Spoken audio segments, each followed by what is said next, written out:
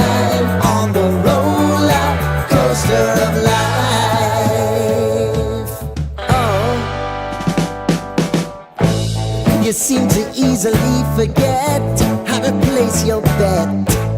When everyday life gets you down, you gotta steal the crown. Got to own it. Don't bitch and moan about it, please. God forbid you scrape your knees, and it's nothing to sneeze at. Oh, I've told you over and over again. You gotta get both hands around it and make your own plans. Roller coaster, it's taking over. It's about time.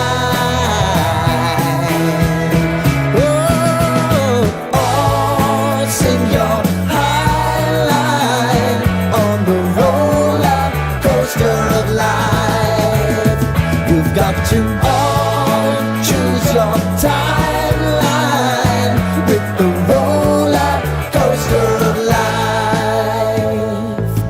Roller coaster.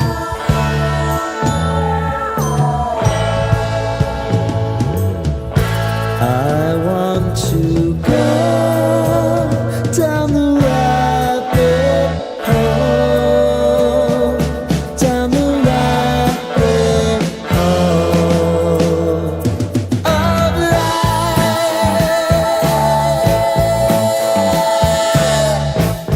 And now?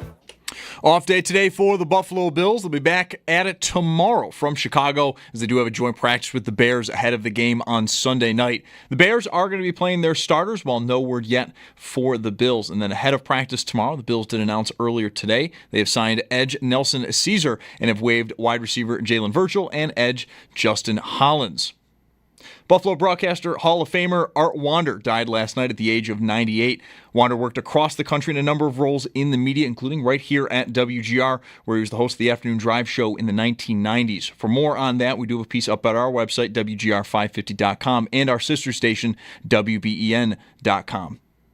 Chiefs wide receiver Rashee Rice is expected to have his disciplinary hearing with the NFL on Tuesday, September 30th. That is a signal that he will not be suspended to start the season following his role in a multi-car crash in Dallas during the 2024 offseason. And then some early afternoon baseball for the Blue Jays. They host the Cubs. That game will get going here in the next few minutes. Then just after 7 o'clock, the Mets, they are looking for a series win when they take on the Braves. And at 6:35, the Bisons are at home against Lehigh Valley. George Springer expected in tonight's lineup. He's beginning his rehab assignment after suffering a concussion earlier this month.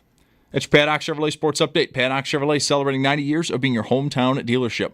I'm Zach Jones for WGR Sports Radio 550.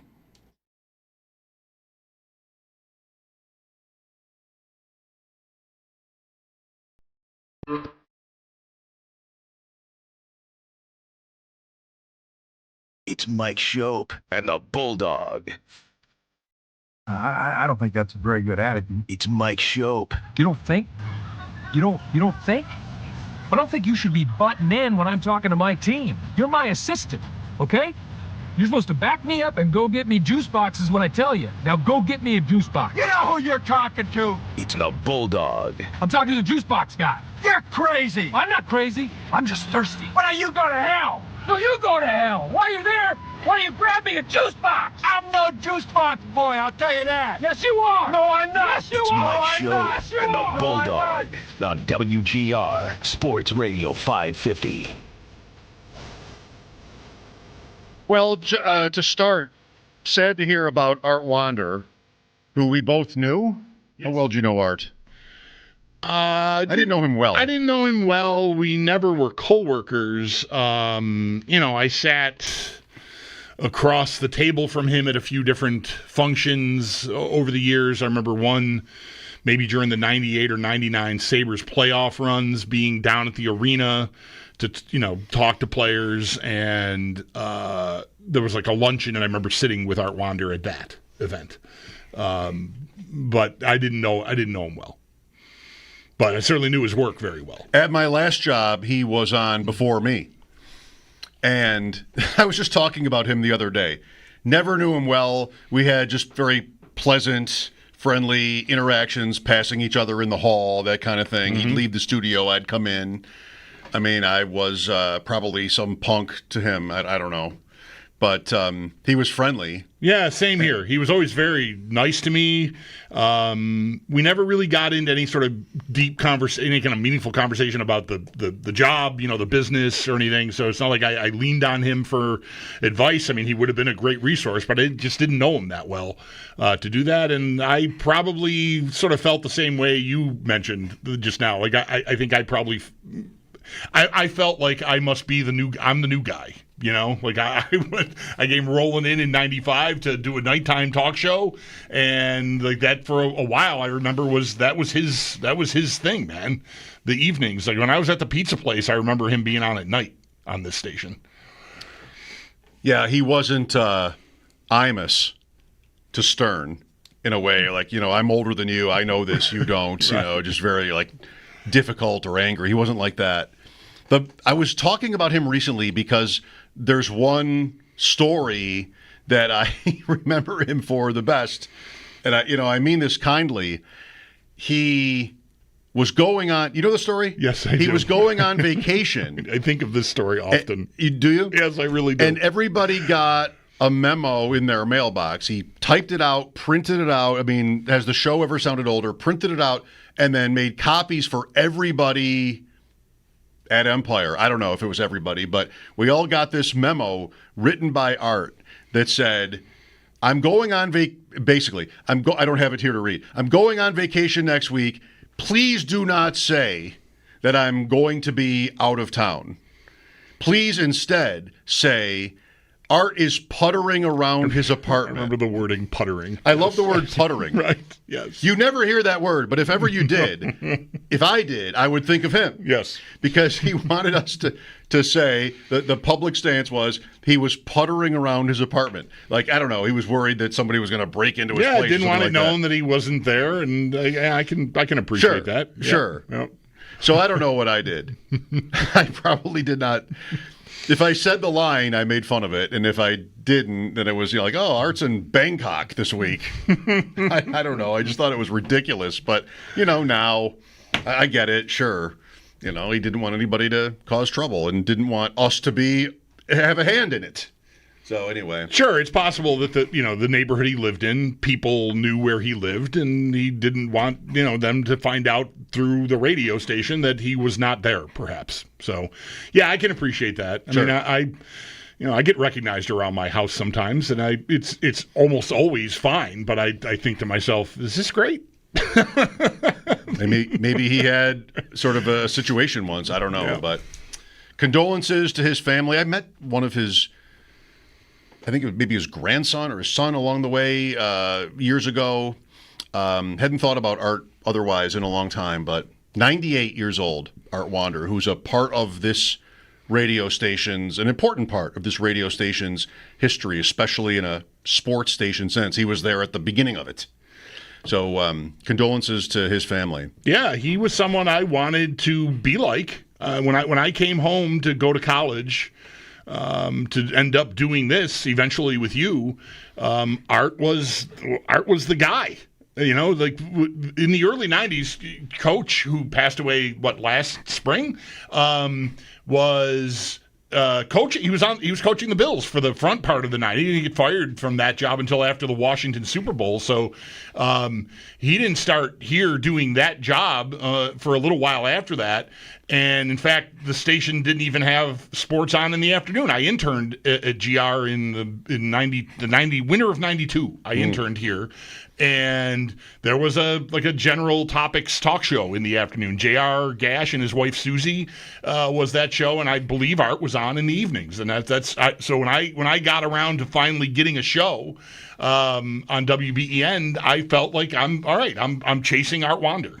You interned here in '92 in the summer? No, winter of '92. Like as the Bills were going, the comeback game, I was interning at the station. I interned here in the summer of '92. We missed each other. I think. I hated it. Was Pete Weber in charge of your internship? He was in charge of mine. I was in news. Oh. I hated it. I quit. I did the one thing you're not supposed to do. Walked out on an internship. I'm out of here. I hated it. There were two guys. I don't need to name anybody. It's not their fault. but there were two news people who would constantly giving me contradictory orders. I would make check calls. Remember check calls? You ever do that?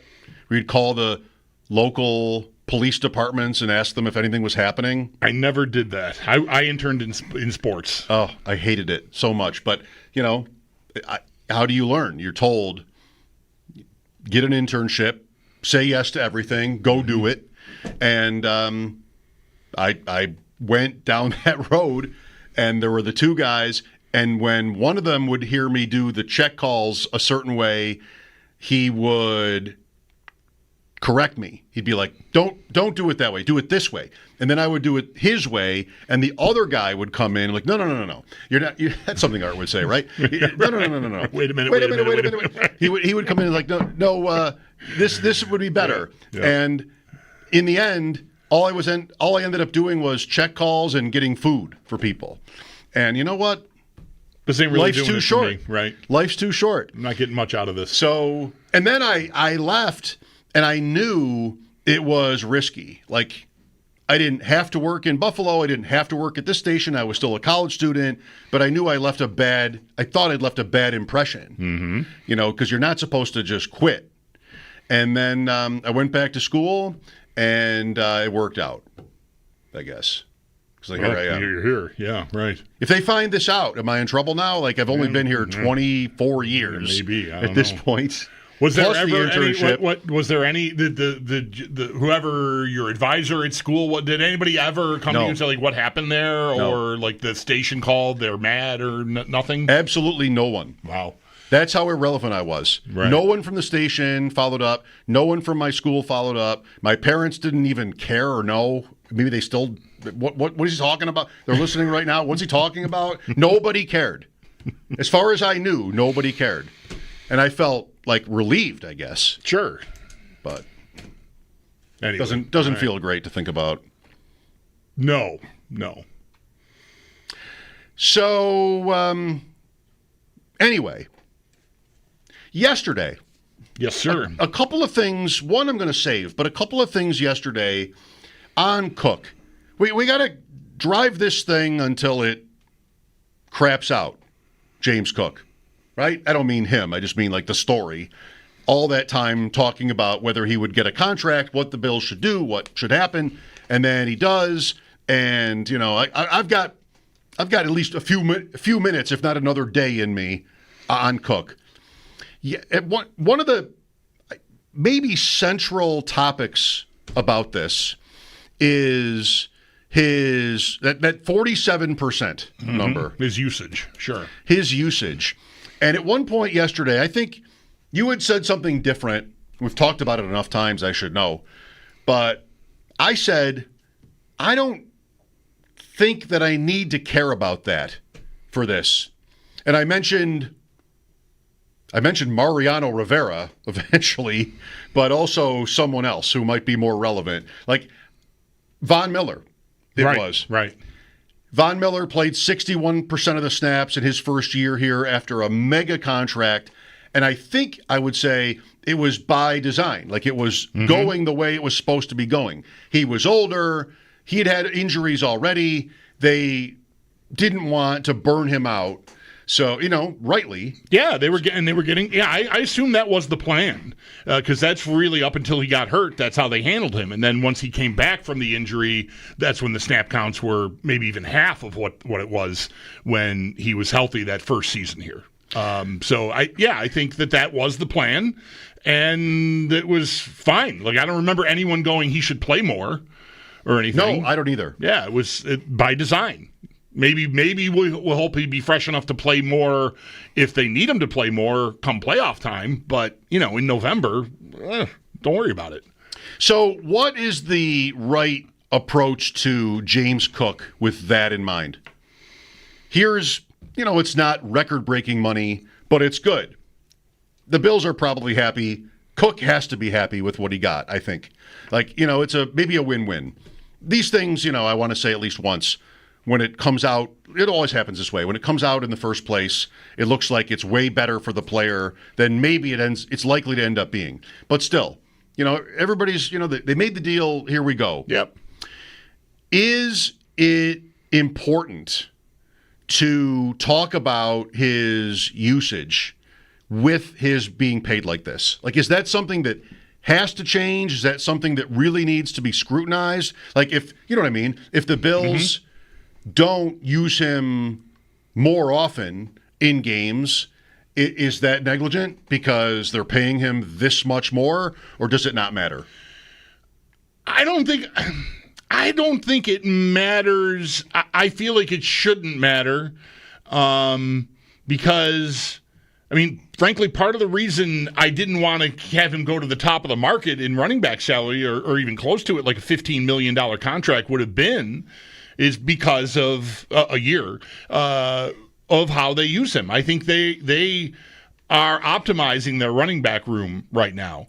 And I think the only way I'm open to him playing a little more in the fourth quarter, in 2-minute drill, if he can show them, if they want to give him the chance to show them that he can do it, that he can be trusted as a pass blocker, then, I would listen to it, but I'm not eager to get him on the field more.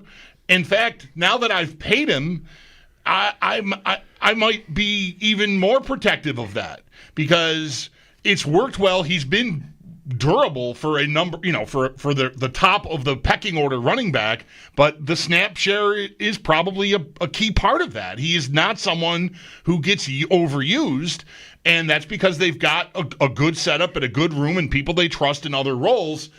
And I think paying him and then forcing more playing time on him, even if he might want it and welcome it, I think that would be negligent. I think that's bad process. I think you're paying him for what you think he can do for you based on what he did for you last year and, the year before too. Sure, it was only the 2 touchdowns the year before. Last year was 16. Holy cow. I don't think I want to change anything about it. The offense was effective.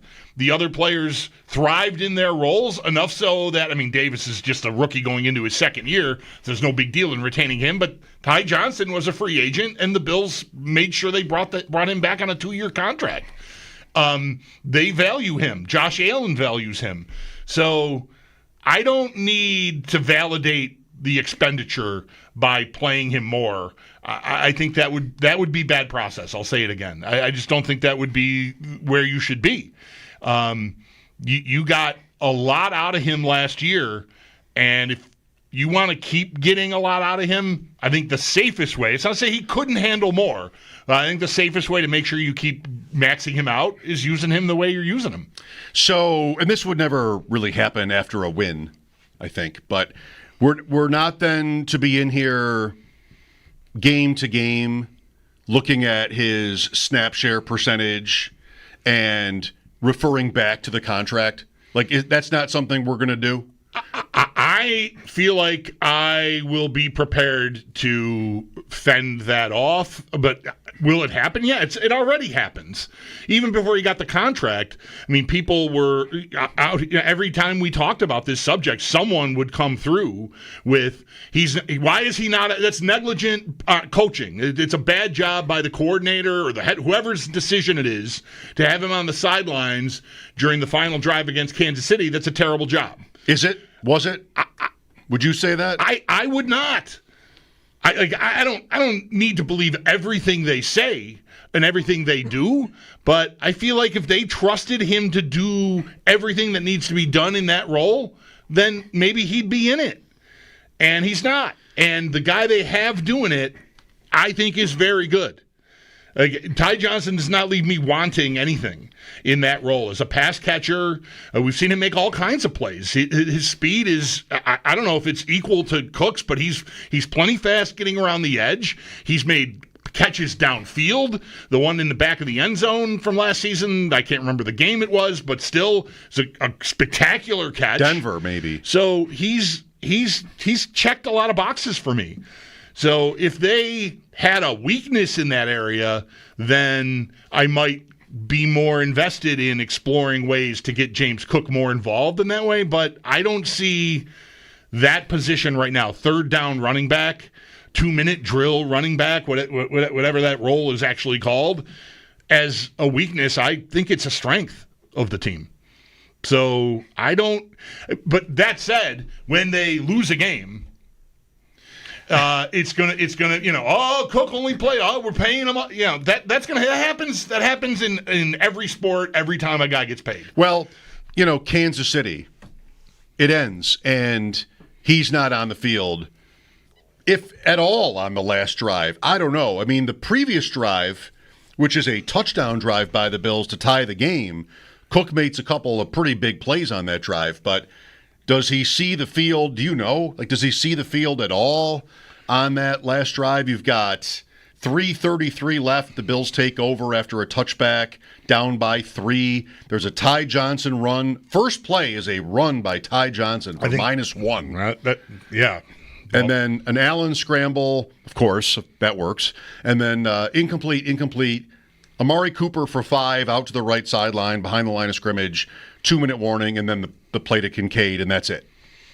I'm assuming he's not on the field for any of that. The fact that Ty Johnson gets a carry on first down is, he could have come off the field and Cook could have been on the field for one of those, the Allen scramble or something, but I kind of doubt it. I think they're running their 2-minute offense at that point. I think Ty Johnson's on the field. I don't know that there was a better complaint. I don't even love this one, but I don't know that there was a better complaint about the end of the game than to say, where went James Cook? I don't think I would come up with, when I think about that possession and the end of the game, I think about 2 things. One is this team that had been so productive all year at scoring points, and even in that game, they scored 29 points. I mean, it's not to be ignored. But they were not throwing the ball down the field at all. Everything was short. And when I think about that, I think about the makeup of the roster. That's right back to wide receivers. Mm-hmm. And they're not having anybody dangerous. So Amari Cooper, he couldn't run at this point, and he's running sideways. You have a pass to Shakir, incomplete. You had a pass to Samuel, incomplete. Samuel scores the touchdown from 4 yards out on a 4th down on the previous drive. But when I think about the end of that game, I think about, we've been back and forth on this, I think more about their defense's failures in that game when I think about that game. But offensively, they just couldn't or wouldn't push the ball down the field. And that, for me, and it will always be this, is a bad turn for the Bills. Mm-hmm. They ran the ball a lot and 6 linemen and everything else, but they're easy to say. I mean, they lost and it was close and it was the semis, but I feel like I've said it for years, they won't win until they win on Allen's cape. It has to be a down the field offense, but that doesn't have to be right. Kansas City 2 years ago won without that sort of dimension like they'd had it before too. The league changed.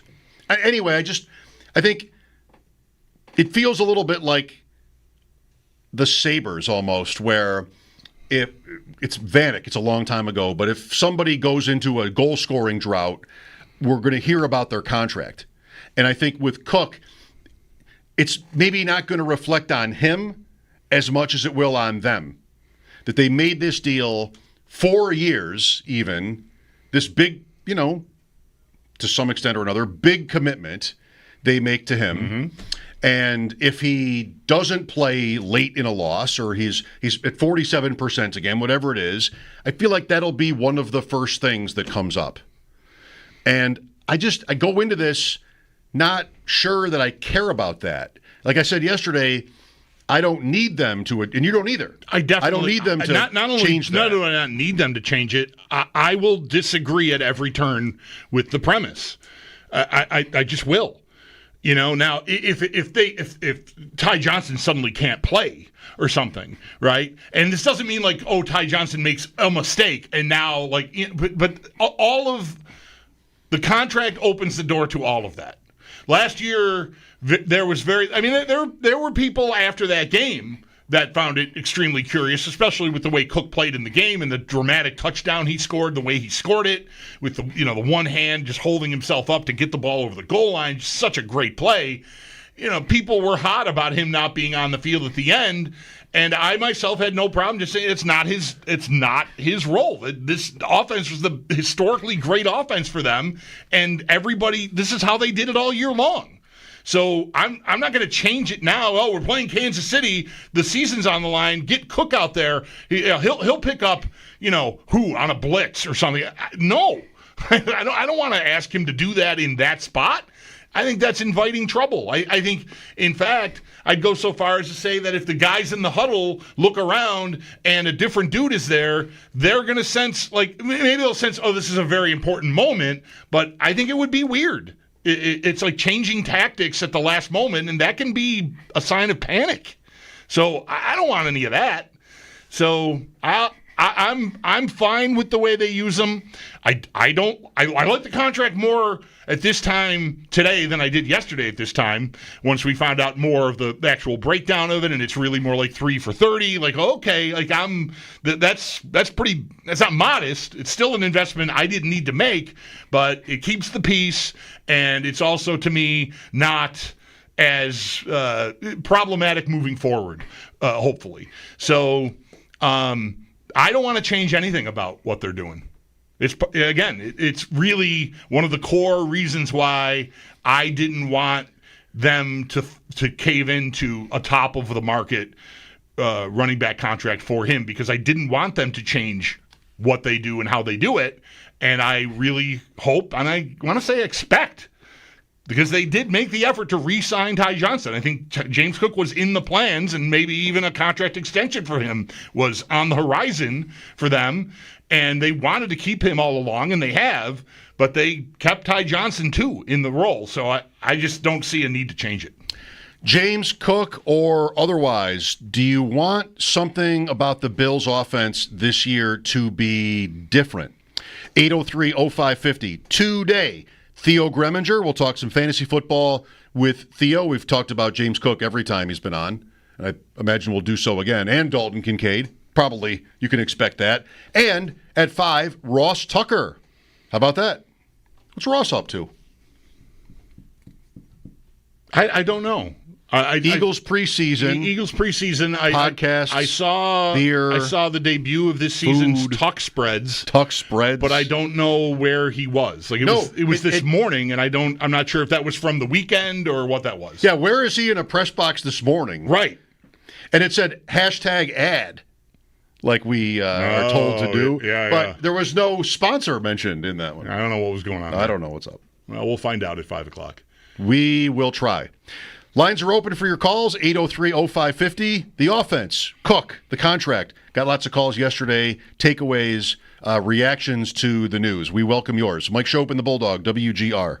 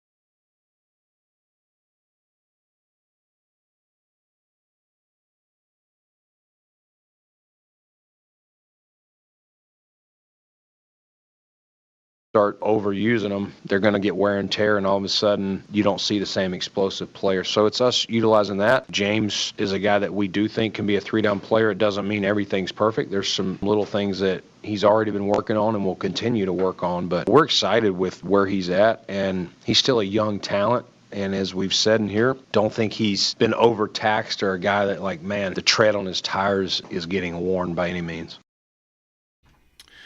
Brandon Beane there, and he can certainly make that point. I mean, whether they played the long game with him to some extent, getting them to this moment, it almost seems like devious to even suggest this, but that they got 3 years into his career. Like, well, we really haven't overused him, so all the more reason to bet on his future.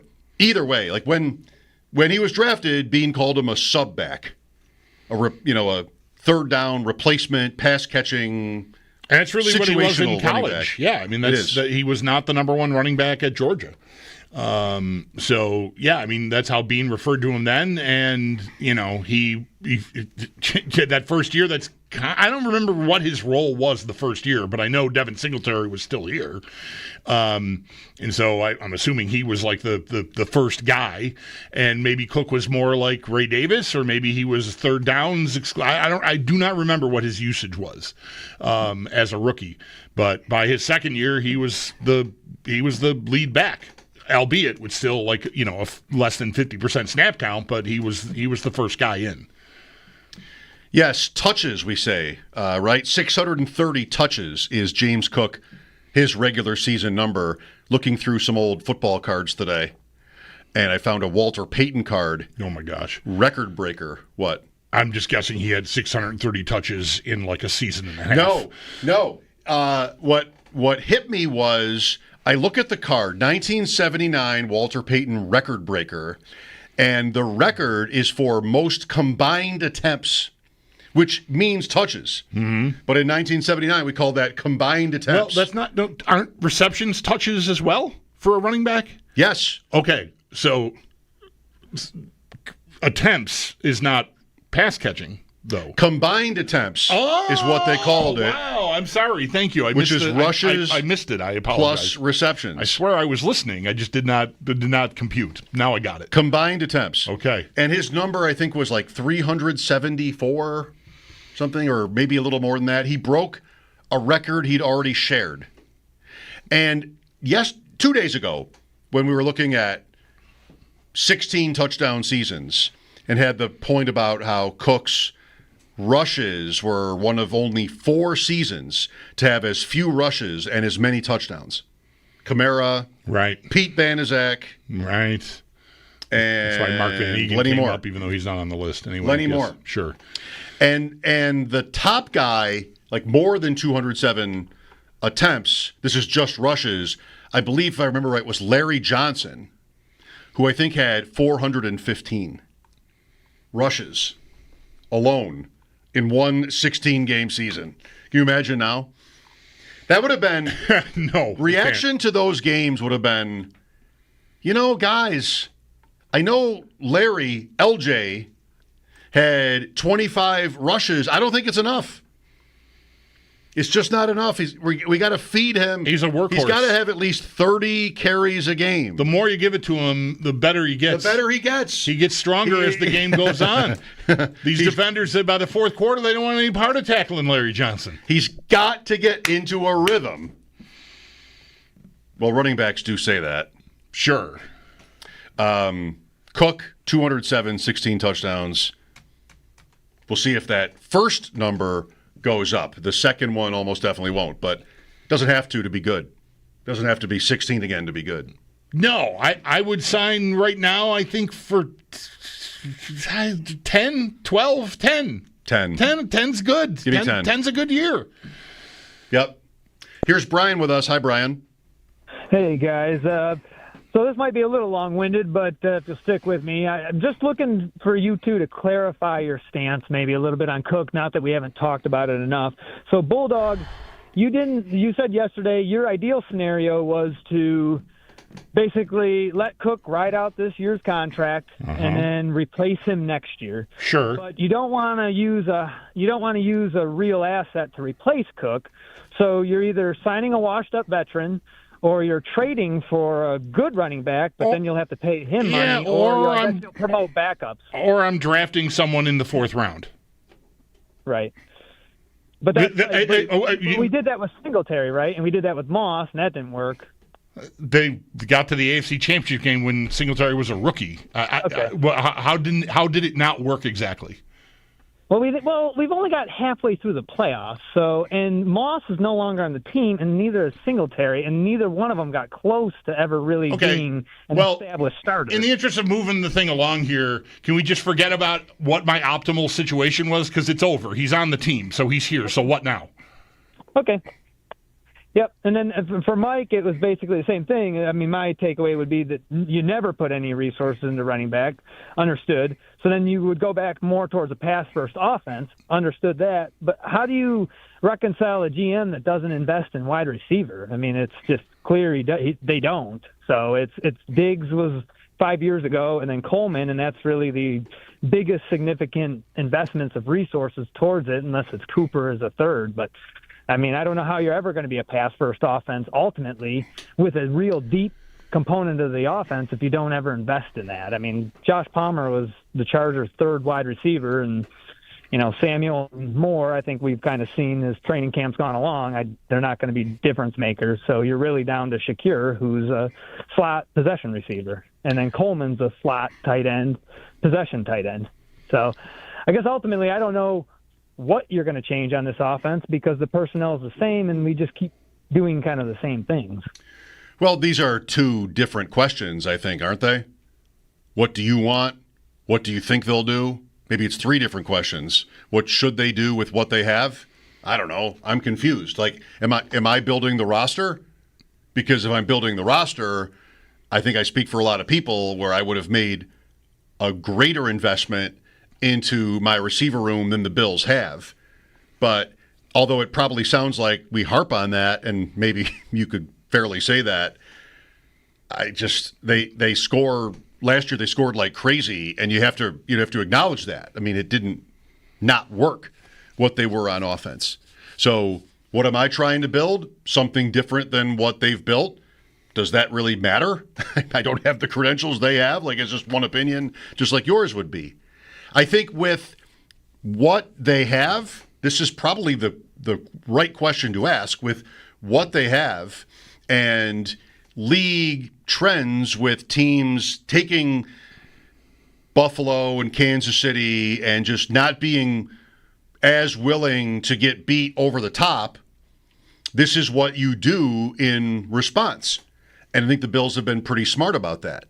So I mean, I don't know. What's the question? Like, do I want them to throw 15 passes a week to Joshua Palmer because I want to pass more and he's who they've got? No. But I have thought for years, and I haven't seen enough reason to move from this position. If they're going to win big, it has to be through Allen. And, they've come close. We've got a guy here. We did this a couple days ago, just for perspective's sake. We've got a guy here that's won more playoff games in the last almost 60 years than any quarterback to not make the Super Bowl. And what is the reason? What is the number one reason why they haven't made it? Chiefs. Not that they're not without blame. I mean, as a team. Sure. I think about the AFC Championship game we talked about earlier with Cook in mind. And for me, that game is not being able to execute against Spagnuolo and Chris Jones on that last possession. They got you. And it's happened other times. And as overall good as the offense has performed in those games, when it came down to it, you got beat. And for me, I kind of think that's right, coupled with the receiver point, is that I just would love to have somebody that you have to take more seriously as an option in the passing game than what they have. I mean, philosophically, what do I believe in? I would much rather be investing in a receiver who's my most explosive offensive weapon outside of my quarterback than in a running back. But the situation we're in is that guy does not exist on this roster. James Cook is that player. So they're keeping him. I get it. It makes sense. But it's not the way I don't like the way that has been built. But, again, scoreboard, it worked. It functioned until it didn't.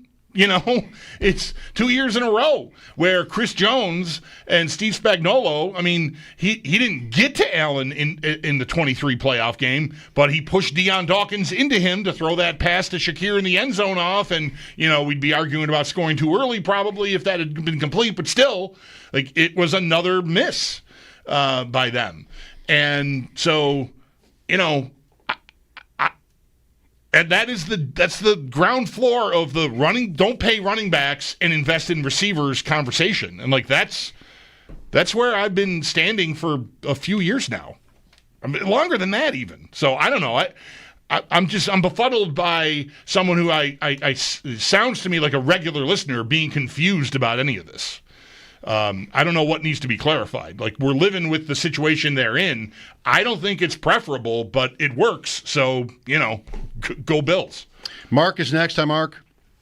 Hey, guys, just want to respond to that last caller. Isn't it – I heard a stat that the Bills have only stopped the Chiefs 9 times in 4 games in the playoffs, and the Eagles stopped them 9 times in a row in the Super Bowl. It's just clear that the defense has been the issue. And I just don't see what we scored the most points in the league last year, right? Second. Yeah. Still, okay, you're fine. You're fine. Keep going. Go and you get rid of, who signed off on all this? Josh Allen. He has to, right? You get rid of your number one receiver, Stephon Diggs. You eat money on that because he doesn't want him there. That's your number. Their offense was almost only two-dimensional. It was Josh Allen running for his life and trying to force the ball to Stephon Diggs. But that still worked. We're still in these big games. The onus is on this defense. Sean McDermott has to get this defense in a position where we are stealing these games. And until that happens, you can't put anything on this offense. They've been in every single game. Josh Allen's playoff numbers are unbelievable. They said on ESPN this morning he is the best player to never play in a Super Bowl. Best quarterback to never play in a Super Bowl. I just don't know what we're arguing here. Who cares about Cook? If you think he can win you a Super Bowl, you got your guy. That's it. We move on. I'm going to have a listen. Thanks, guys. Okay. Thanks, Mark. Theo Gremminger, Ross Tucker still to come today. Mike Schopp and the Bulldog. The Bills are off to Chicago. They'll practice against the Bears tomorrow. And then the preseason game with the Bears in Chicago is Sunday night. This is WGR.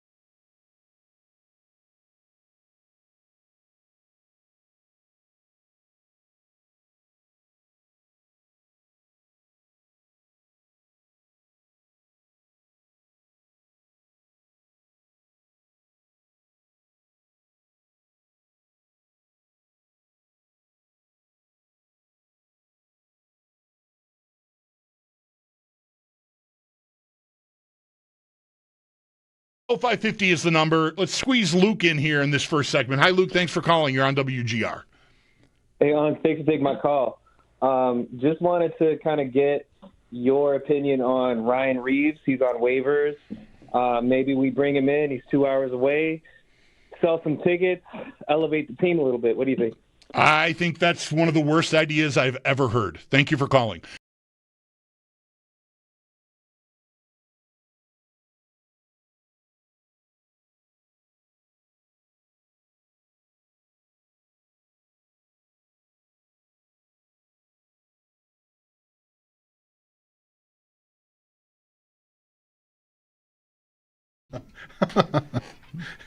Did that seem like a trump card I just played on your ass right there? Is that what that was? I don't know. Talking about Premier League, which starts tomorrow. And you were talking about Man United. Like, well, my Everton has Jack Grealish. So there. Bam! I don't know. Is he good? I know his name, so he's probably pretty good. He's stylish. He's got good hair. He's very stylish. He's got good hair. He does that thing with the, I don't know what he just has that thing where he puts like behind his ears and then pushes his hair back and it like holds it in. It's like almost like a beret, but it's like, you can, whatever. I don't know. He's got it. Should I try that? I need my hair to get under control a little bit. I've been going visors here. I would rarely wear a visor on the stream, but yesterday I did. Reds, and Eric Wood paid me a compliment for wearing a Reds visor. All right. And now maybe I'll just do it again. So I'm wearing my Kenmore West tennis visor today. Okay. Nice. I guess. There. They didn't pay anything for that. No. Ken West Tennis paid me literally zero. No compensation. As far as I know, no one at the station is being compensated for wearing any company's hats. What's yours? This is a Buffalo. This is a 26 shirts joint, so a little free pub for them. All right. Lightning bolts. It's the city flag logo with a buffalo. I like it. I like a lot of their stuff. I wear a lot of their stuff. The Premier League season opens tomorrow. Liverpool and Bournemouth, and you're probably wondering what time is that? It's at 20 o'clock. How's that now? 20 o'clock. That's what time that is. So what are we? 5 hours.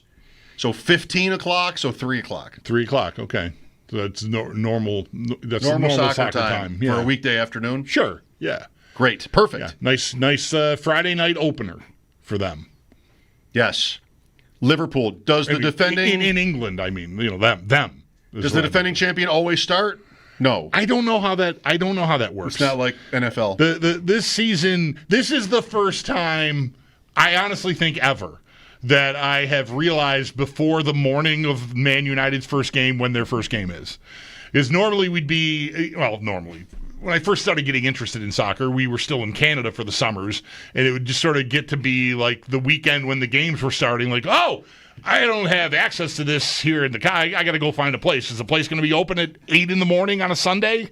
Maybe I know a guy, whatever. We did that a couple times. And it always sort of snuck up on me. Yeah. But this year, I'm very well aware of United and Arsenal play Sunday at 11:30. Okay, 11:30 our time. Our time, yes. You're champing at the bit. I'm ready to go. For the beginning of the season. Yep.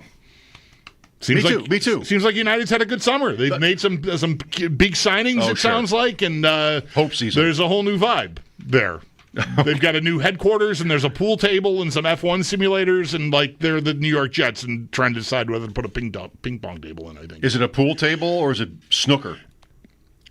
I read it was a pool table, and that someone speaking at some big event to open this complex up said, in fact, they're bragging about how players are going to be here more and there'll be more camaraderie, and it's comical.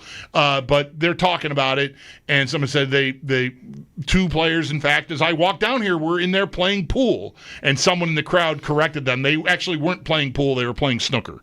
Okay, or maybe it was the reverse. Maybe the guy said they were in there playing snooker. They weren't playing snooker; they were playing pool. Very different. Yes. You ever watch snooker? No, I have no idea how different they are. I mean, I know they're bigger, different, but that's way more balls in snooker. Well, I think they were playing pool more on a balls. snooker table, I think is what was happening. I don't know. I couldn't guess, but I have watched it in my life.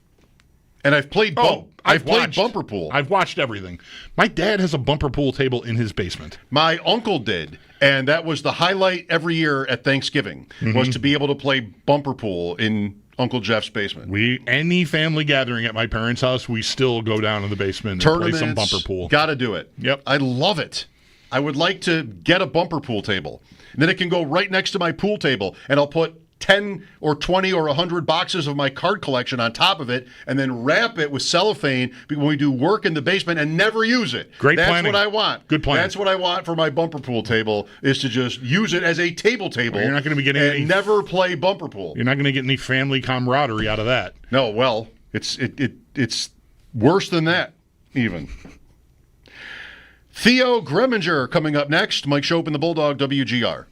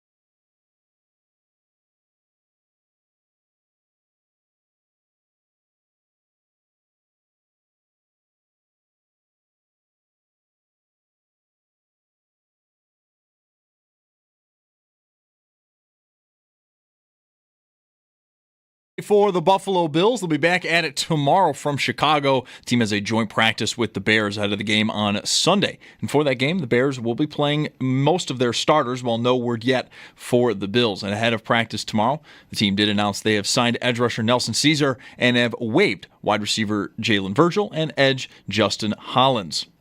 Buffalo Broadcasting Hall of Famer Art Wander died last night at the age of 98. Wander worked across the country in a number of roles in media, including right here at WGR in the 1990s before heading over to Empire. And for more, we do have a piece up at our website, WGR550.com, and our sister station, WBEN.com. Chiefs wide receiver Rashee Rice is expected to have his disciplinary hearing with the NFL on Tuesday, September 30th. That would signal he will not be suspended to start the season following his role in a multi-car crash in Dallas during the 2024 offseason. And then we have some early afternoon baseball. The Jays currently hosting the Chicago Cubs. That game is scoreless in the fifth. At 6:35, the Bisons are home against Lehigh Valley. And speaking of the Jays, George Springer expected in tonight's lineup. He's beginning his rehab assignment after suffering a concussion earlier this month. And then just after 7 o'clock, the Mets will host the Atlanta Braves. It's your Paddock Chevrolet Sports Update. Paddock Chevrolet celebrating 90 years of being your hometown dealership. I'm Zach Jones for WGR Sports Radio 550.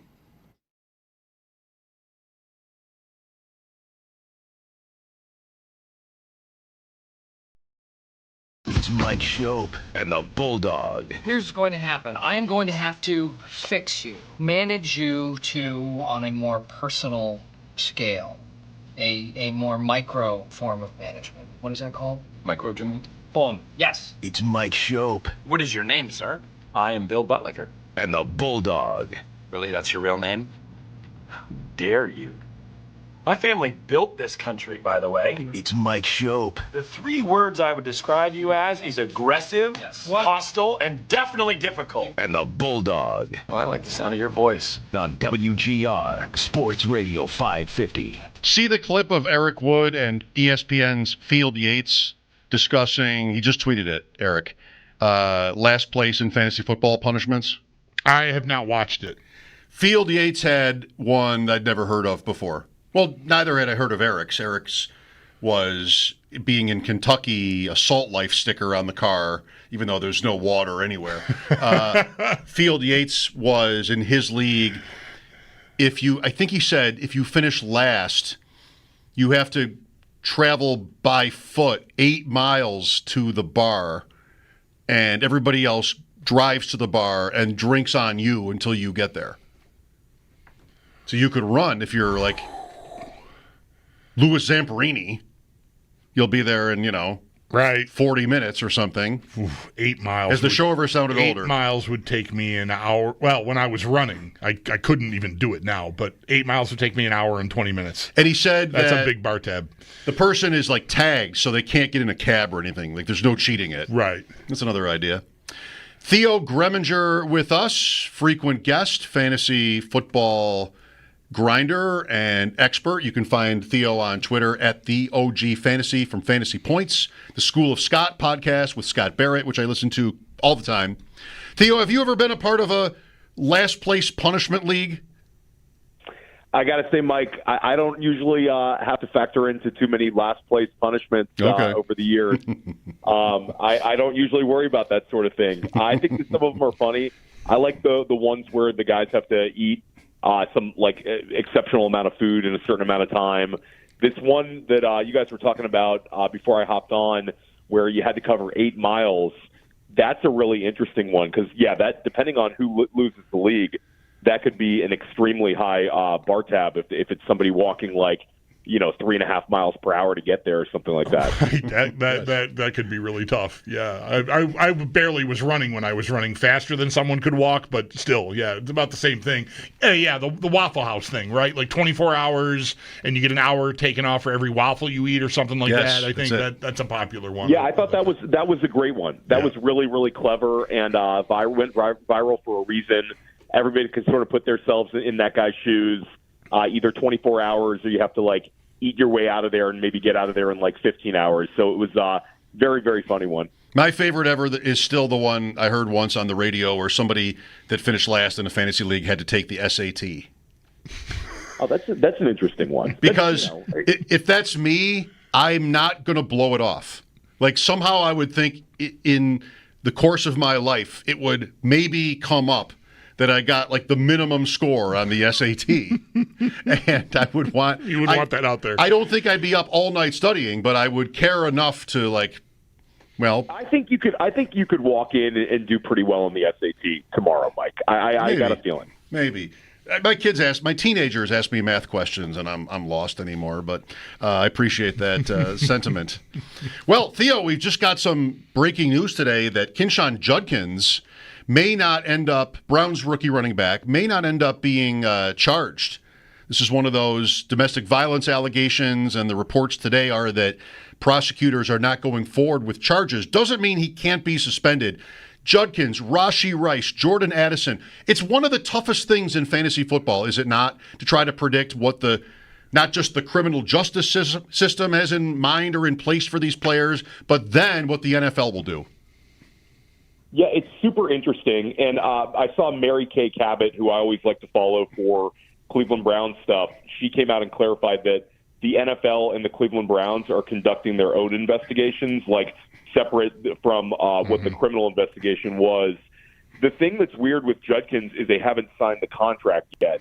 If we had a signed contract, then the off-field stuff sort of happened, and then that went away, it would be a little bit different. But we still haven't seen Cleveland move forward with him in any sort of way, and he's lost all these, valuable preseason snaps. So Judkins' situation is a really, really weird one.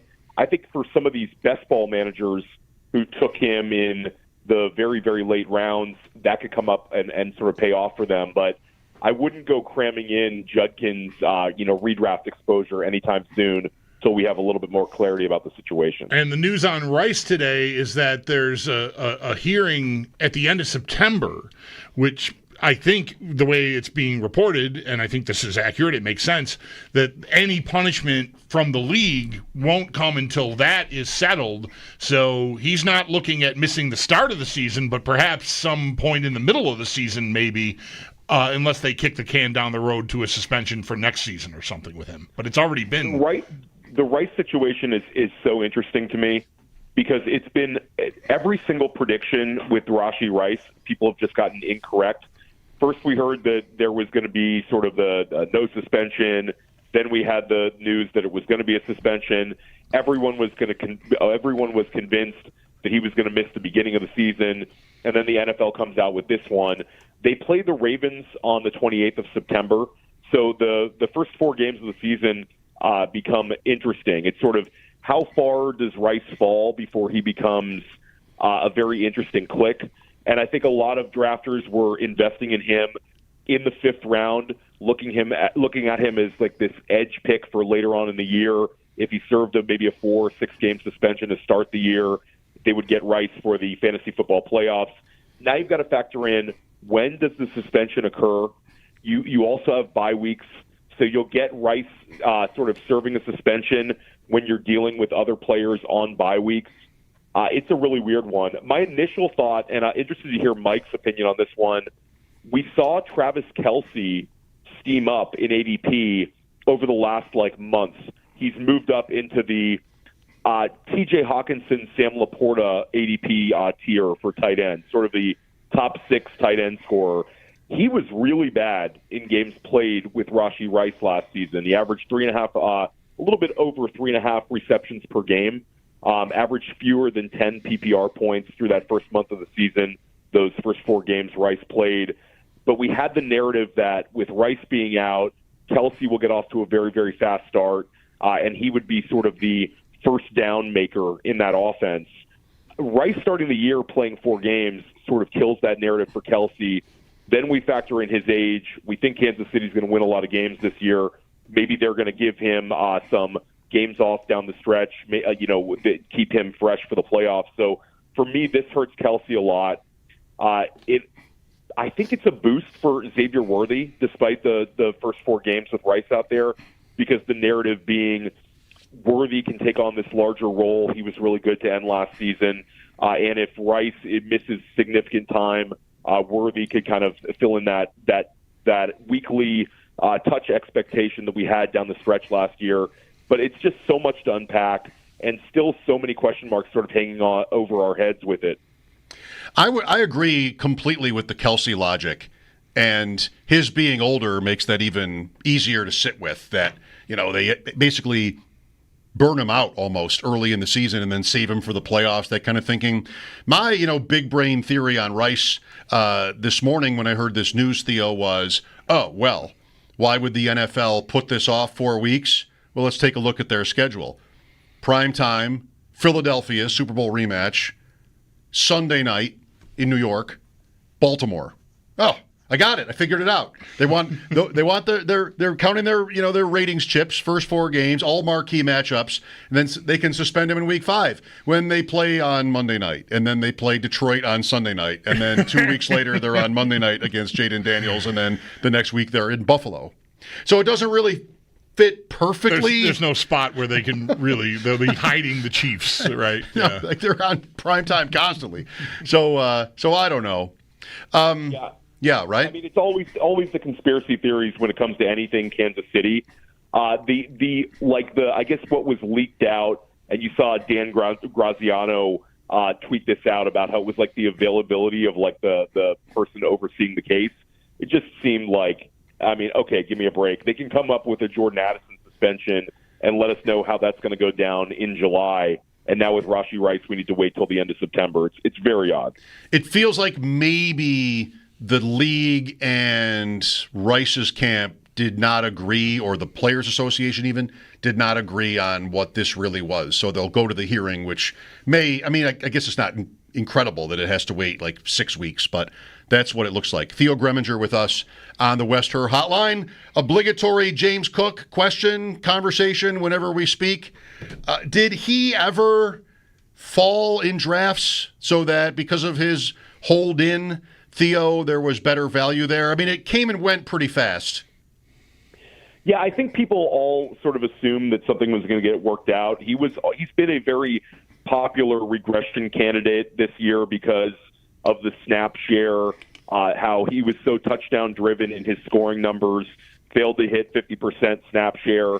I don't think he moves that much. There's obviously going to be some one-off drafts where people have this crazy exposure to him, where James Cook fell to this range, but I think in most drafts he was going in a pretty predictable range, and I think maybe he'll trend up just a little bit as we head to the end of the month, but not so much.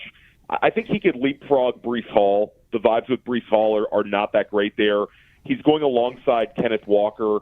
Walker is dealing with, it's always sort of banged up with Kenneth Walker, but it sounds like it's just maintenance and he's going to be ready to go for the season. Cook and him are sort of neck and neck in ADP with Cook ahead. The player that I think could leapfrog Cook is Travion Henderson, who is just a rocket ship to the moon ADP-wise, and a huge speculative play that a lot of drafters are betting on. But then there's a lot of resistance for Cook. I think it would take a lot for him to pass. I actually think it's pretty impossible for him to pass Kyron Williams in ADP. And then unless we get some horrible vibes the next month, Omarion Hampton's going to sort of stay ahead of him. So James Cook really is what he is. I think the most appealing thing about him is the lack of clarity that we have on who is the skill position player to bet on Buffalo this year. And people will sort of go back to the James Cook, Josh Allen pairing worked really, really well last year in drafts. It's still going to probably be okay based on the range Cook's going in. I just think Cook is just an obvious regression candidate based on the touchdown numbers. It's the touchdowns are the least static thing year to year. And if they want to work in multiple backs, it's going to be hard for him to sort of reach that level of scoring. But, I mean, he's not going to burn you at running back 15 level. Theo, we spent some time earlier already today on our show talking about whether this contract means or should mean that he gets an uptick in playing time. Bills have what they think, and I agree, a very good, productive third down back in Ty Johnson. Ray Davis is a compliment. And so Cook only played 47% of the snaps last year, and it's close to where he was the year before.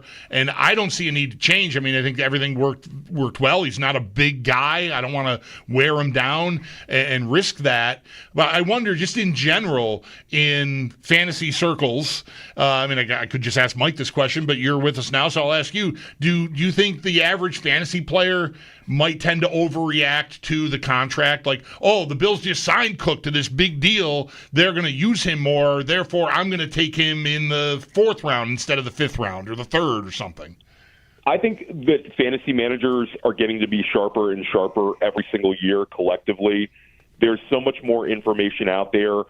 You can kind of just look at ADP for many players. It's sort of I think the best example was the very early ADP on Joe Mixon this year, where Joe Mixon had this really, really strong season.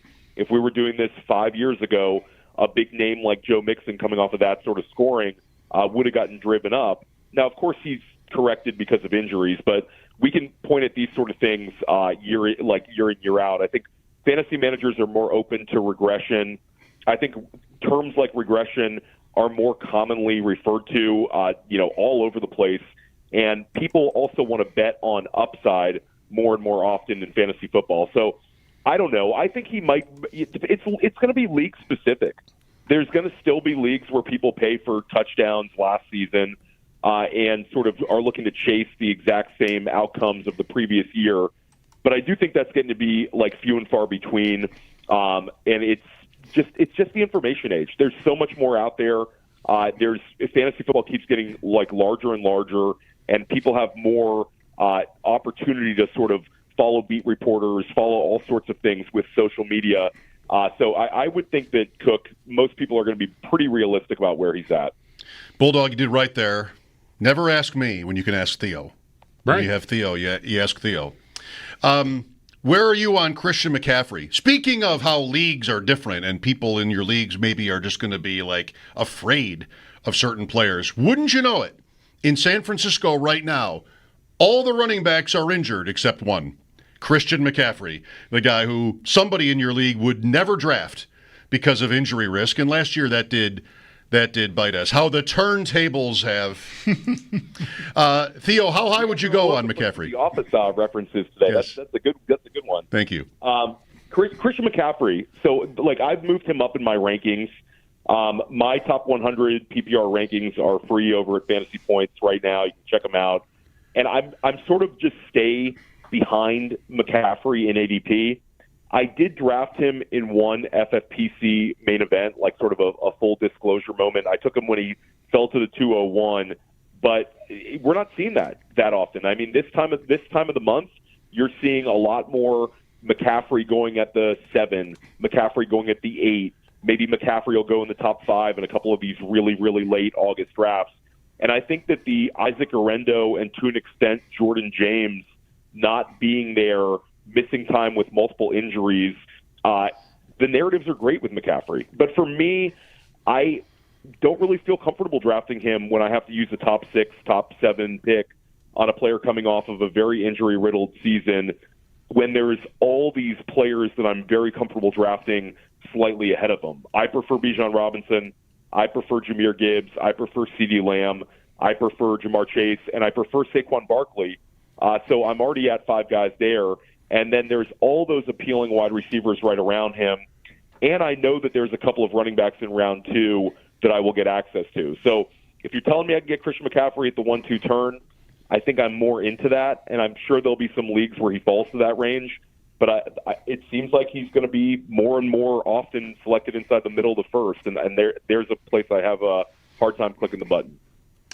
So geeking out a little bit here, following up, if you're at 112 in a 12-team league, if you're at the turn, realistically, what's ideal for you? This is me a lot. And I basically feel like I'm just dizzy from combinations of Nico Collins, Puka Nacua, Brian Thomas, Malik Neighbors, Achane, sometimes McCaffrey, Bowers, London. It just, Genty. It feels like there are about 10 guys that when you get to that spot are all just sort of reasonable. Do you have a idea from what's realistic? Again, I'm not saying CeeDee Lamb at 12 most of the time, but like from what's realistic, what's best for you? I feel really comfortable with Brian Thomas Jr. right now. I think that this Liam Cohen offense is going to work in Jacksonville. Certainly not to the level that we saw with Tampa Bay last year. I don't think they're going to go and average 29 points a game or something like that. But I do think that Brian Thomas Jr. is set to have potentially a smash season. He's fully healthy. I don't have to worry about Matt Stafford being banged up like I do with Puka Nacua. I don't have to worry about sort of the lingering toe injury with Malik Neighbors. Although when Malik Neighbors falls to the 112, I think he's absolutely the kind of player you could take there. He's a target magnet. So I think Brian Thomas Jr., if you want to go wide receiver, I moved him up to 10 overall in my rankings. I feel very comfortable about him, and I feel like he's an edge pick at the 1-2 turn. And if you want to have – it all really depends on your comfort level for how you want to build your teams this year. I don't think there's necessarily a wrong answer. And, Mike, the fact that you like that many guys in this range, I think that there's a lot of sharp people sort of sharing that enthusiasm. The 112 has been awesome for the last 2 years. It was where CeeDee Lamb went 2 years ago. It's where Barkley went last year. And this year, it seems very flat between like the 106 and like the 203 in a lot of these drafts. There's dangerous picks to be made. So if you are somebody who wants to draft 2 wide receivers, go ahead. Take Brian Thomas Jr. and take your choice of whoever falls between Nacua and Neighbors, or you could take a Nico Collins. Drake London certainly has incredible vibes right now. And then if you want to go with a balanced start, you could take a Devon Achane. I still think Ashton Genty, who's been a little bit beat up lately, is a viable pick there. Or if you want to start running back, you can start that way as well. I will say that if you're picking at the 112, the 312 and the 401, there's appealing running backs in that range where I feel like I can catch up after a wide receiver start. I think Kenneth Walker, Travion Henderson, there's a number of players sort of in that range that I feel comfortable enough to sort of get me by and potentially score very well. So I'm open to multiple starts this year, but I do think Brian Thomas Jr. is setting up for what could be just an awesome, awesome season. I think he's extremely talented, and I believe in the offense right now. That could be a bargain for some drafters because of people thinking that Travis Hunter will just too significantly eat into Brian Thomas. So if you want to make that bet, you should be able to do it relatively affordably. Thanks for this, Theo. Am I going to run into you somewhere? I'm not going to Vegas, but am I going to see you in like one of these rooms and I'm going to dread it? Yeah, I mean, I'm sure we'll bump into each other at some point. Got to get those drafts in rest of the month. So, yeah, disappointed you're not out there in Vegas this year, Mike, but I'm sure we'll touch base soon. I am going to Kentucky. Have you been to that one? No, that's awesome. So are you drafting those with Adam Krautwurst yes. or solo? Actually, I'm in 2 against him, which is great. That's very interesting. Yeah, I've heard it's awesome. I've never been, but it's supposed to be like a really, really fun vibe out there. Yep. It's on my bucket list. I told those guys, Andrew Schellenberg, who I split some teams with, that I know you're friends with as well, we almost went out there a couple of years back. It just didn't happen. I go draft in New York City at the NFFC leagues. That's a week before Vegas. Yep. I live on Long Island, so it's a nothing little trip in. But I draft in New York City for one day, and then of course Vegas. So I have to pick and choose my trips. But at some point, I will get out to Kentucky. Great time to be alive, Theo. Thanks. There you go. Thanks, Theo. All right, Theo Gremminger, fantasy points at the OG Gremminger. Theo Gremminger. You could just do it that way. Don't worry about the capital letters in the middle there to confuse you like I just did. 803-0550 for your calls. James Cook, fantasy stuff, lots going on. We'll talk to Ross Tucker coming up at 5. This is WGR.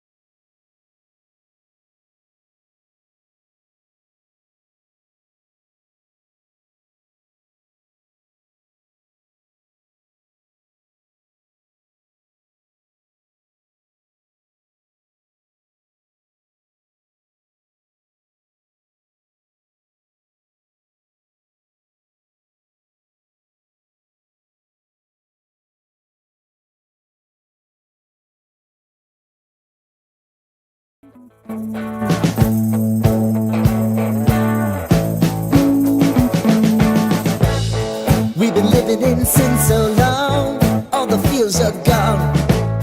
Fella stopped me on the street last night, said everything's alright.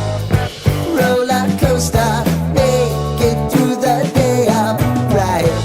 It seems your meal ticket is gone, but life goes on. I could never imagine something better. Yeah, right. Now you're cooking on high heat in the middle of the street. Roller coaster, take me to a better time. Let's go! All sing your high line with the roller coaster of life. Yeah. It's time to all choose your timeline on the roller coaster of life.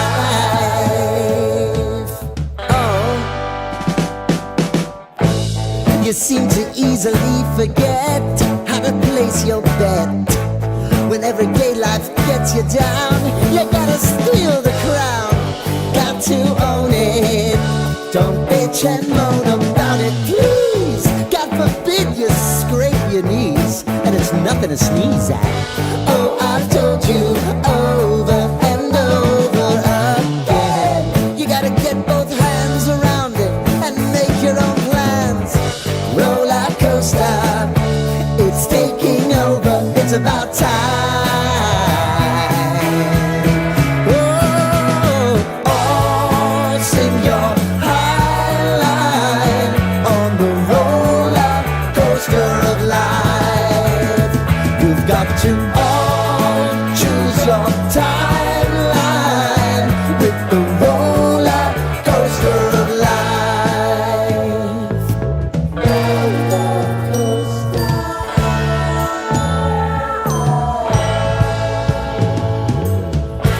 I want to go down the rabbit hole, down the rabbit hole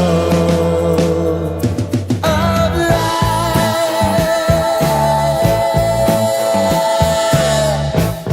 And now it's about to leave. Oh, roller coaster.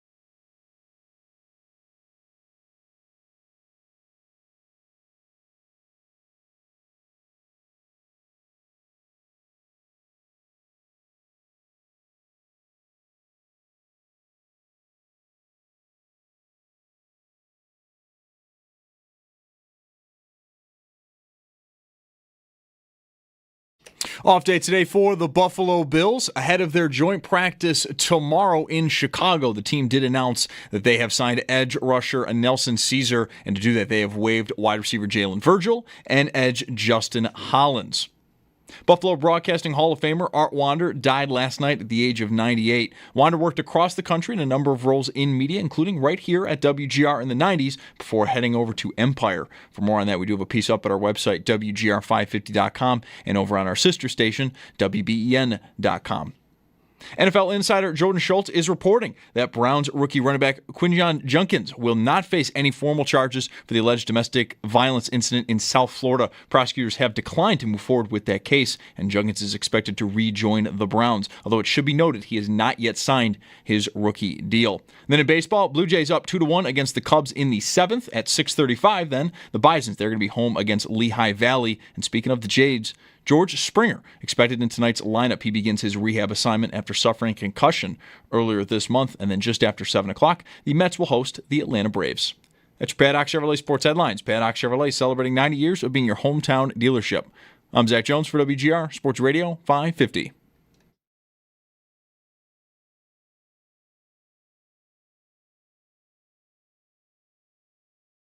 I think the most appealing thing about him is the lack of clarity that we have on who is the skill position player to bet on Buffalo this year.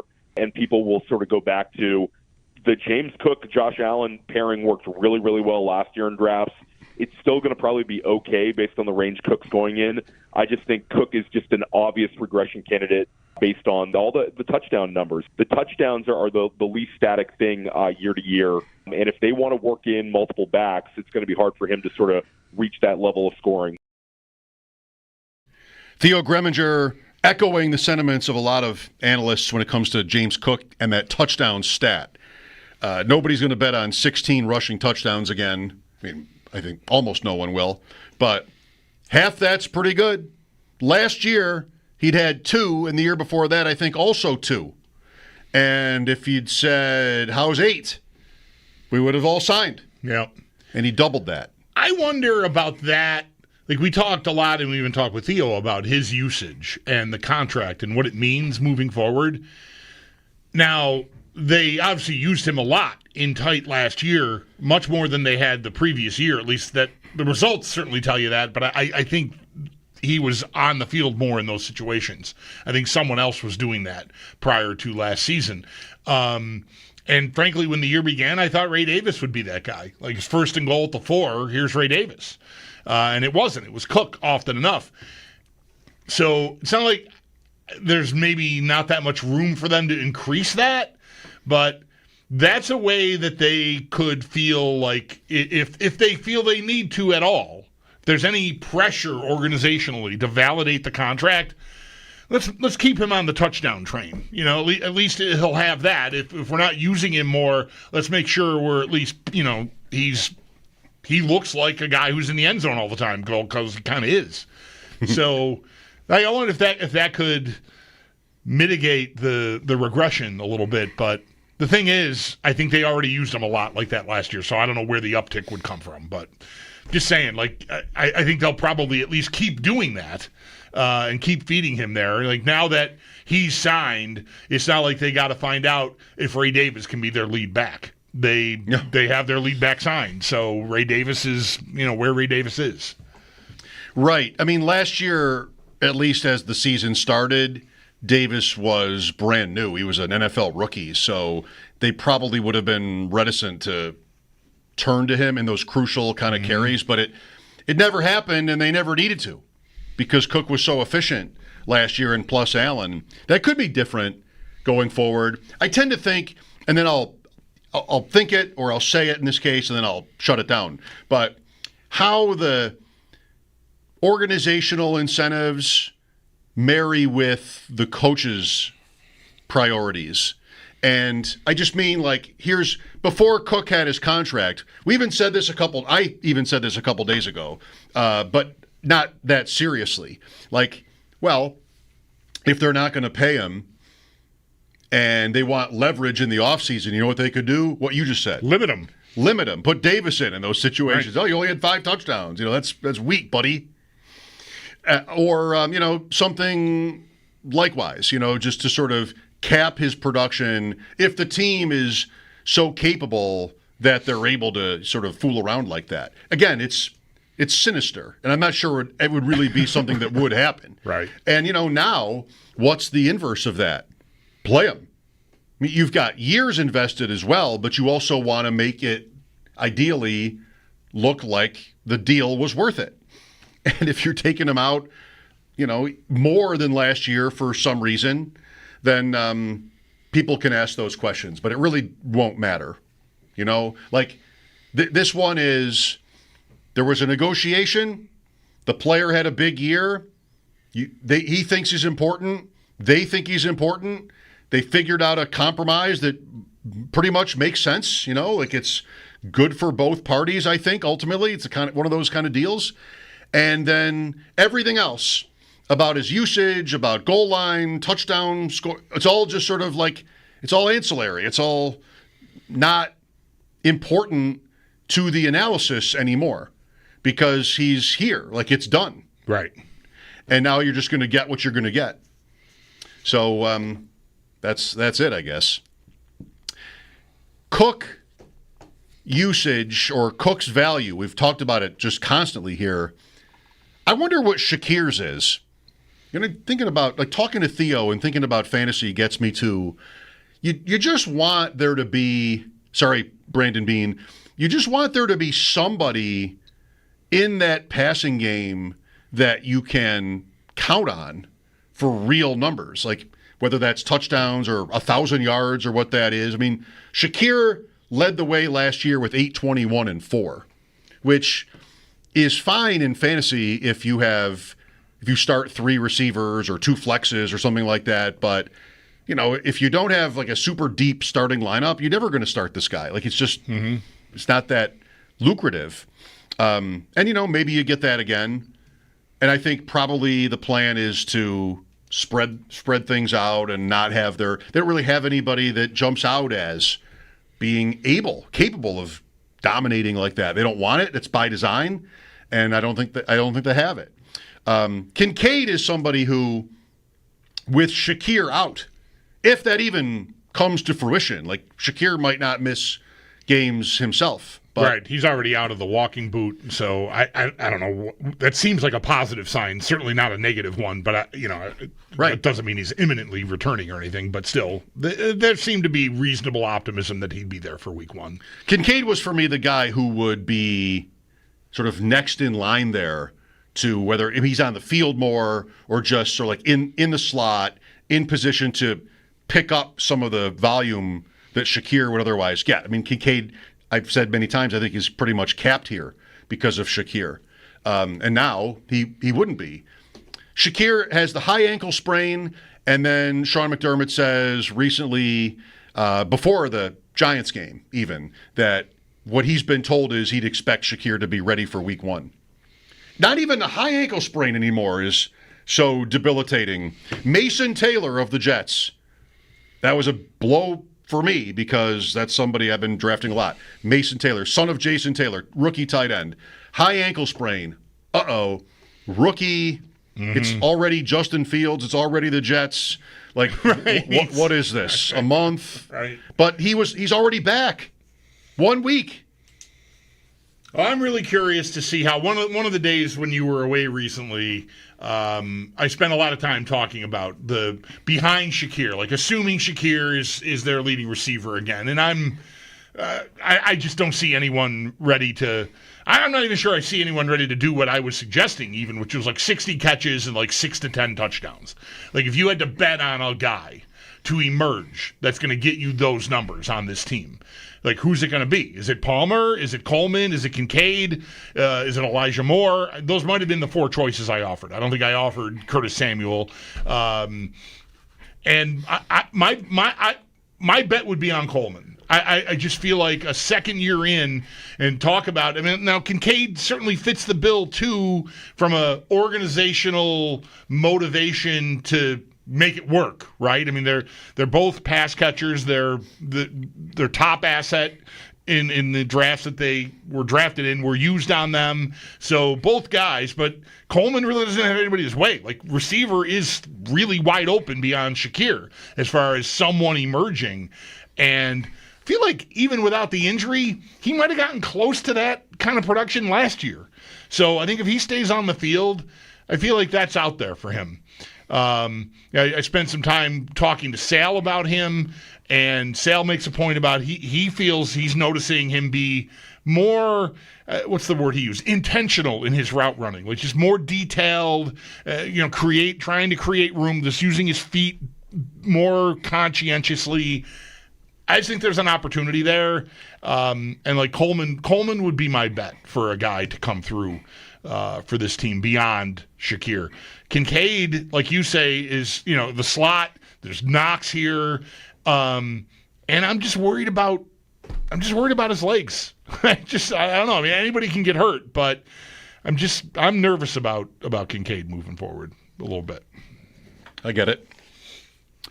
What's on tap tonight for you? Concert? I'm for a second year in a row one of the judges for the Borderland Battle of the Bands. I am doing that. That's at Buffalo Ironworks right after the show. There are, I believe, 4 bands that'll be performing, short sets by each, 3-4 songs, that kind of thing.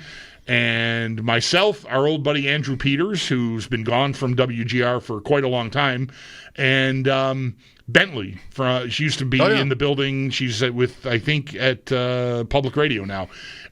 She's also going to be one of the judges. So I'm looking forward to seeing a couple of my old radio pals, if you will, and checking out some bands I'm not familiar with. I just threw that out there as a guess. Concert? Oh, you said, really? Okay. I didn't know you had a thing. I tweeted, and so I thought maybe you saw it. But anyway, yeah, that's what I'm doing tonight. So. Not watching baseball? Not tonight. Light night in baseball. The Blue Jays are playing now. 2-1 lead in the 8th. I got the Yankees last night. Did you notice that? I said to Sal, how come the Yankees never lose to the Twins? Mm-hmm. Guess what happened? Yeah, you did it. I did it. Thank me now. I saw, thank me later, but you can thank me now. I saw Bellinger hit a home run early in that game. It was delayed for a couple of hours by rain. Which I loved. And it worked out for you? Yeah. Yes. And the Mets. Yeah, I was stuck watching. I was watching Guardians. Who the heck am I playing? Marlins. Thank you. Yes. Get blown out. Yeah. Yeah. It worked out well for me that those games were like 9:30 starts. I don't think I made it to the end, but my wife and I are watching a new show. Oh. Jury Duty. Okay. Know of it? I don't. What service is this on? Prime. Please don't tell me.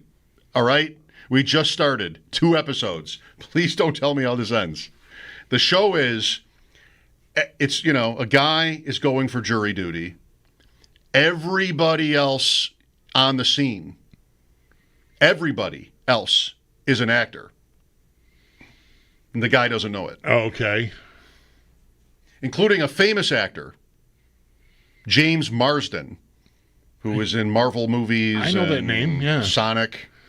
So and the guy recognizes James Marsden. And it's just he's playing it off. Believe that I got called for jury duty. Yeah. They're all playing it off as they're all there on jury duty. And there's one guy who is not an actor, and he doesn't know it.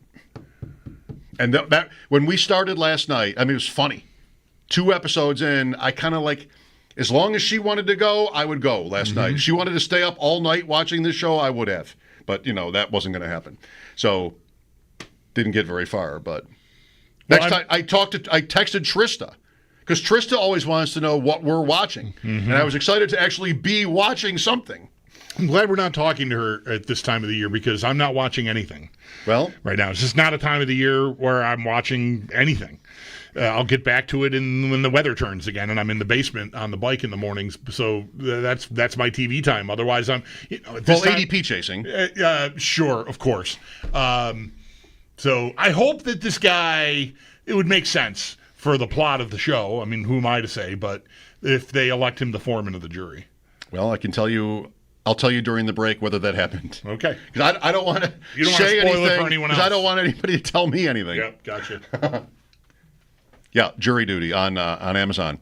Ross coming up. All the first names. Listen to me name drop. Trista Crick, Ross Tucker. Ross is coming up at 5. Catch up with him to preview the season. Mike Schopp and the Bulldog here at 803-0550. This is WGR.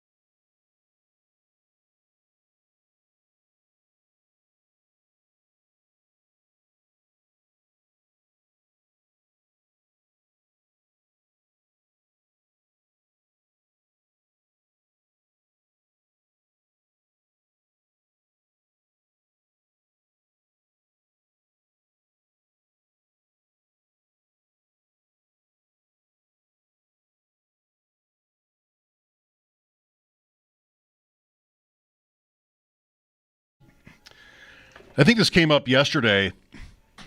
The news on the Dolphins' joint practices with Detroit. Tennessee has somebody else.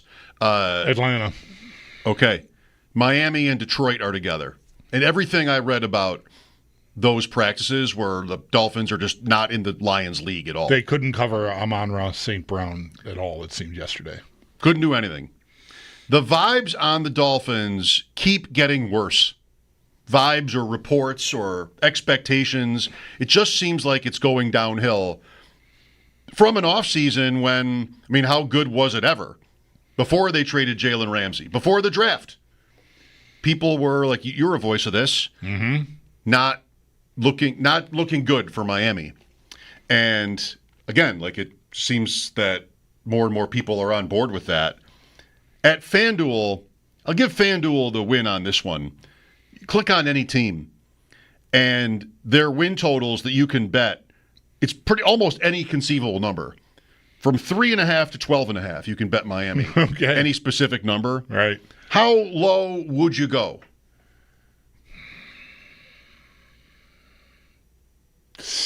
I might go under 7.5. 7 and 10 is as low as you would go? I think, yeah. Yeah, I think, they're not a joke entirely. I think even if they were to make a coaching change, there's enough talent there that they'll win some games. There's some bad teams in the league. They have the schedule similar enough to the Bills that, it's not that taxing. So, yeah, I think, and that's a year I think that gets that guy fired. I think he's getting fired if they don't make the playoffs again. I guess assuming health, but even if he's not healthy, Tua, say, a big deal last year was that that offense just forget about being. Obviously you're going to have a step down, but a lot of guys, a lot of coaches have made it work with a different guy, and that offense is just completely locked up with other guys playing. Guys that have been there that should know the system. It just didn't work. So I think he's in real trouble, McDaniel. I look at the Patriots schedule all the time and see lots of potential. The Dolphins, like you pointed this out just now, the schedule, it's mostly the same. It's hard to separate. I'm thinking of the teams themselves. And I guess there's enough. The Patriots kind of the opposite of the Dolphins this offseason, where people are really optimistic for them. But it's not like Miami's is that much worse. At Indianapolis, New England, here, Jets at home, Carolina, Chargers, Browns, Falcons. That's their first 8 games. What's bad? 3 and 5 is probably bad. So under 7.5, which was your number, that's right down the middle by the odds, minus 110. Either way, 7.5. That's their number right now. If you allow for it to move, right now at FanDuel, that's their number, 7.5. But if you really thought it was going to be bad for them, you'd go a couple games lower. Under 5.5 is plus 270. Under 4.5 is plus 500. 4 and 13. That seems you're asking a lot there. Like you said. Yep. Ross Tucker after sports here on WGR.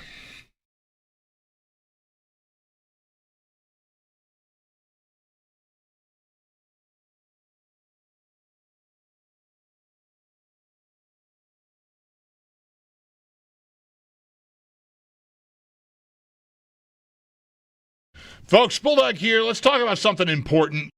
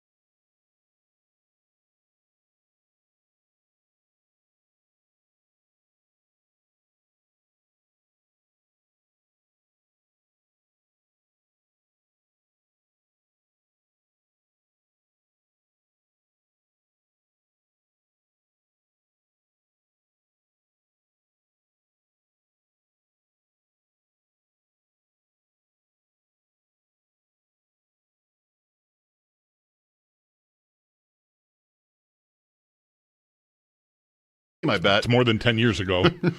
I doubt there's a single guy that was on that team that's still there. Maybe. Like a kicker or something, but I doubt it. Man, we're like 10 minutes into the week, and time is just kicking my ass over here. Yeah, you're having a shocker of time. Time has got the jersey pulled up over my head, and then I'm like, where are the linesmen? How about...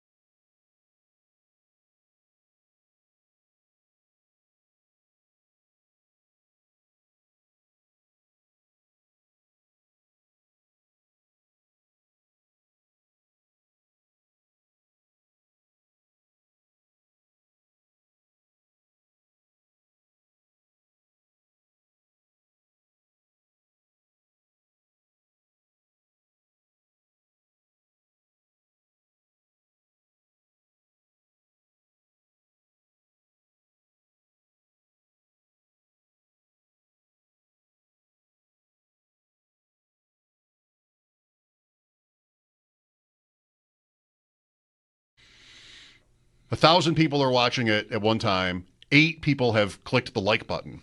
And that's offensive. In that community, no. Just please go out of your way, if you must, and just click on the thumbs up. Do we have the thumbs up? We do. Yeah, all right. Please click the like button. Yeah. It helps to grow. I believe it helps to grow the program. Does it tell the algorithms like it when you get more likes? Does it reveal the identity of the person clicking the like? Not on YouTube. Okay, I'm going to click it then.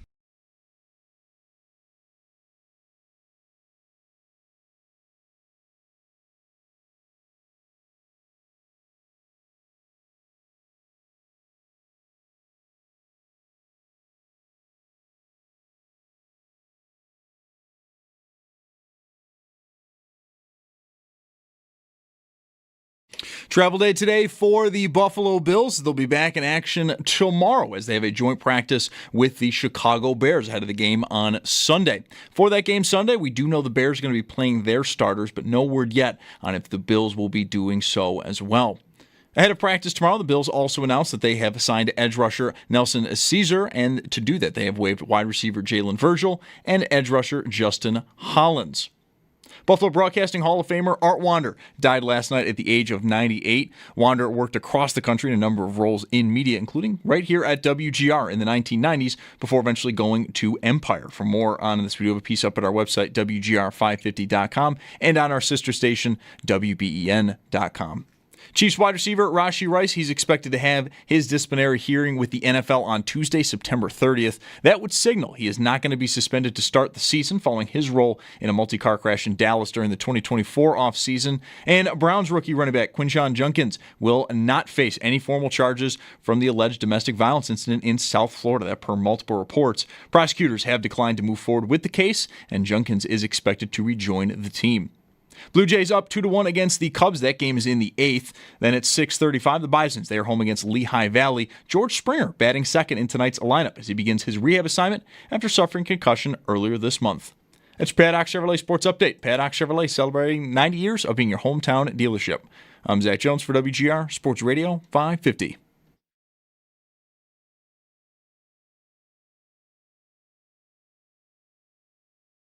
It's Mike Schopp. We were having a very serious conversation about mayonnaise here. And the Bulldog. And don't even talk to me about weed. On WGR Sports Radio 550.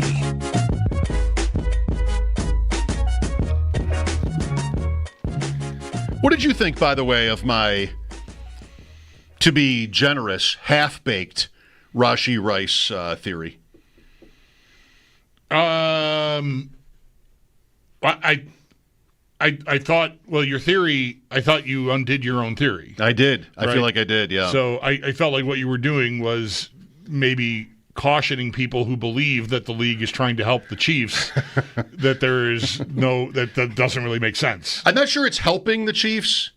It's helping the league. Okay, well, sure. Yeah. But it would be helping the Chiefs if it were, to help the league, you're helping them. You want them to look good, I guess. Why? I really don't believe this. Why wait until after week 4 to have this hearing? Is there really no way? Why hasn't it already happened anyway? But it's probably because they're not on the same page with what they think is fair. I just looked at the Maybe Chiefs' the schedule. judge they want wasn't available until then. That could be a Something. thing. Yeah. But when I looked at their schedule, they start Friday night in Brazil, then it's the Eagles rematch, then it's Sunday night in New York, and then it's Baltimore. Maybe they want Rashee Rice on the field and not have to have this suspension storyline be a thing. But then it's Monday night, and then Sunday night, and then Washington and Detroit and Buffalo. It's not like those aren't interesting games too. There's no real soft spot there.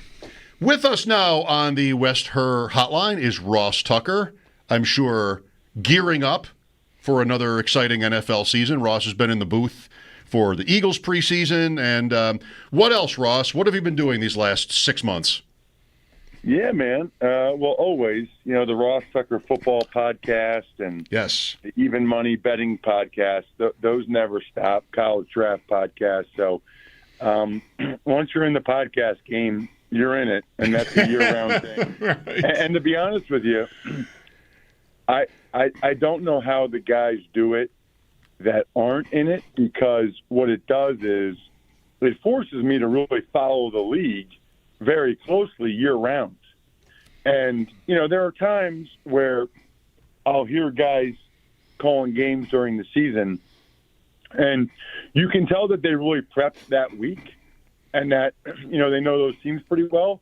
You can also tell that they don't really totally pay attention that much in the off season, just by some of the comments that they make. So I'm glad that's not me. It's kind of continuing education doing the podcast, which hopefully some of your listeners listen to when you guys aren't on, or watch youtube.com/Ross Tucker NFL.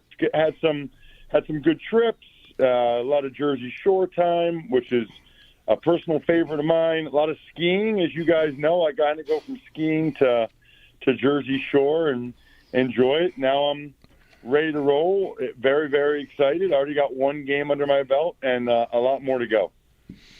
Ross is, of course, as he's mentioned, the host of the Ross Tucker podcast at Ross Tucker NFL. And this futurefans.com, you've also had your hands in different things, that front page story endeavor as well. And this is what, Ross? An endeavor with kids in mind? Yeah, I don't know. I can't remember if we talked about this or not. I don't think we have. Number one, with I think we talked about this before. September and October are the two biggest months for weddings, evidently, which drives me crazy. It should be illegal. So certainly look at myfrontpagestory.com if you got an anniversary coming up or if your parents have an anniversary. But futurefans.com, I met these guys recently, and I don't remember if we talked about this. It is incredibly hard, and everybody in their car right now listening that has kids between the ages of 3 and 11 can nod their head along with me. It's actually surprisingly hard to get your child to just sit on the couch and watch a whole football game. Oh my gosh. It is greatly changed. I mean, that was all I wanted to do was after church, get home and just sit there with my dad, just my dad and I, watching the Eagles, just kind of that shared space, that shared time. My dad, taking out all his frustrations from life on the Eagles, yelling at the TV every week. It was like therapeutic for him. But anyway, it's changed. Yep. They don't really want to do it. They want to be on iPads or they want to be doing other things. I know the leagues are scared about it, but these guys actually that I met from futurefans.com, they kind of cracked the code because they realized a few years ago when they're Bengals fans and their kids would not watch the Bengals Super Bowl run with them, and they were like, this is not right. And the kids were like, oh, we'll watch it next year. Like, no. We're Bengals fans, okay? Like, we're not going to be in the Super Bowl again. We don't know that. So they realized kids that age really like books, storybooks. They really like activities.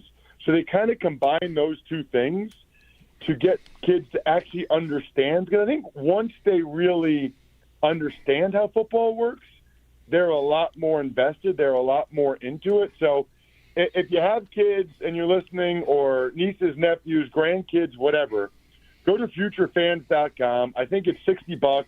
You can get 20% discount.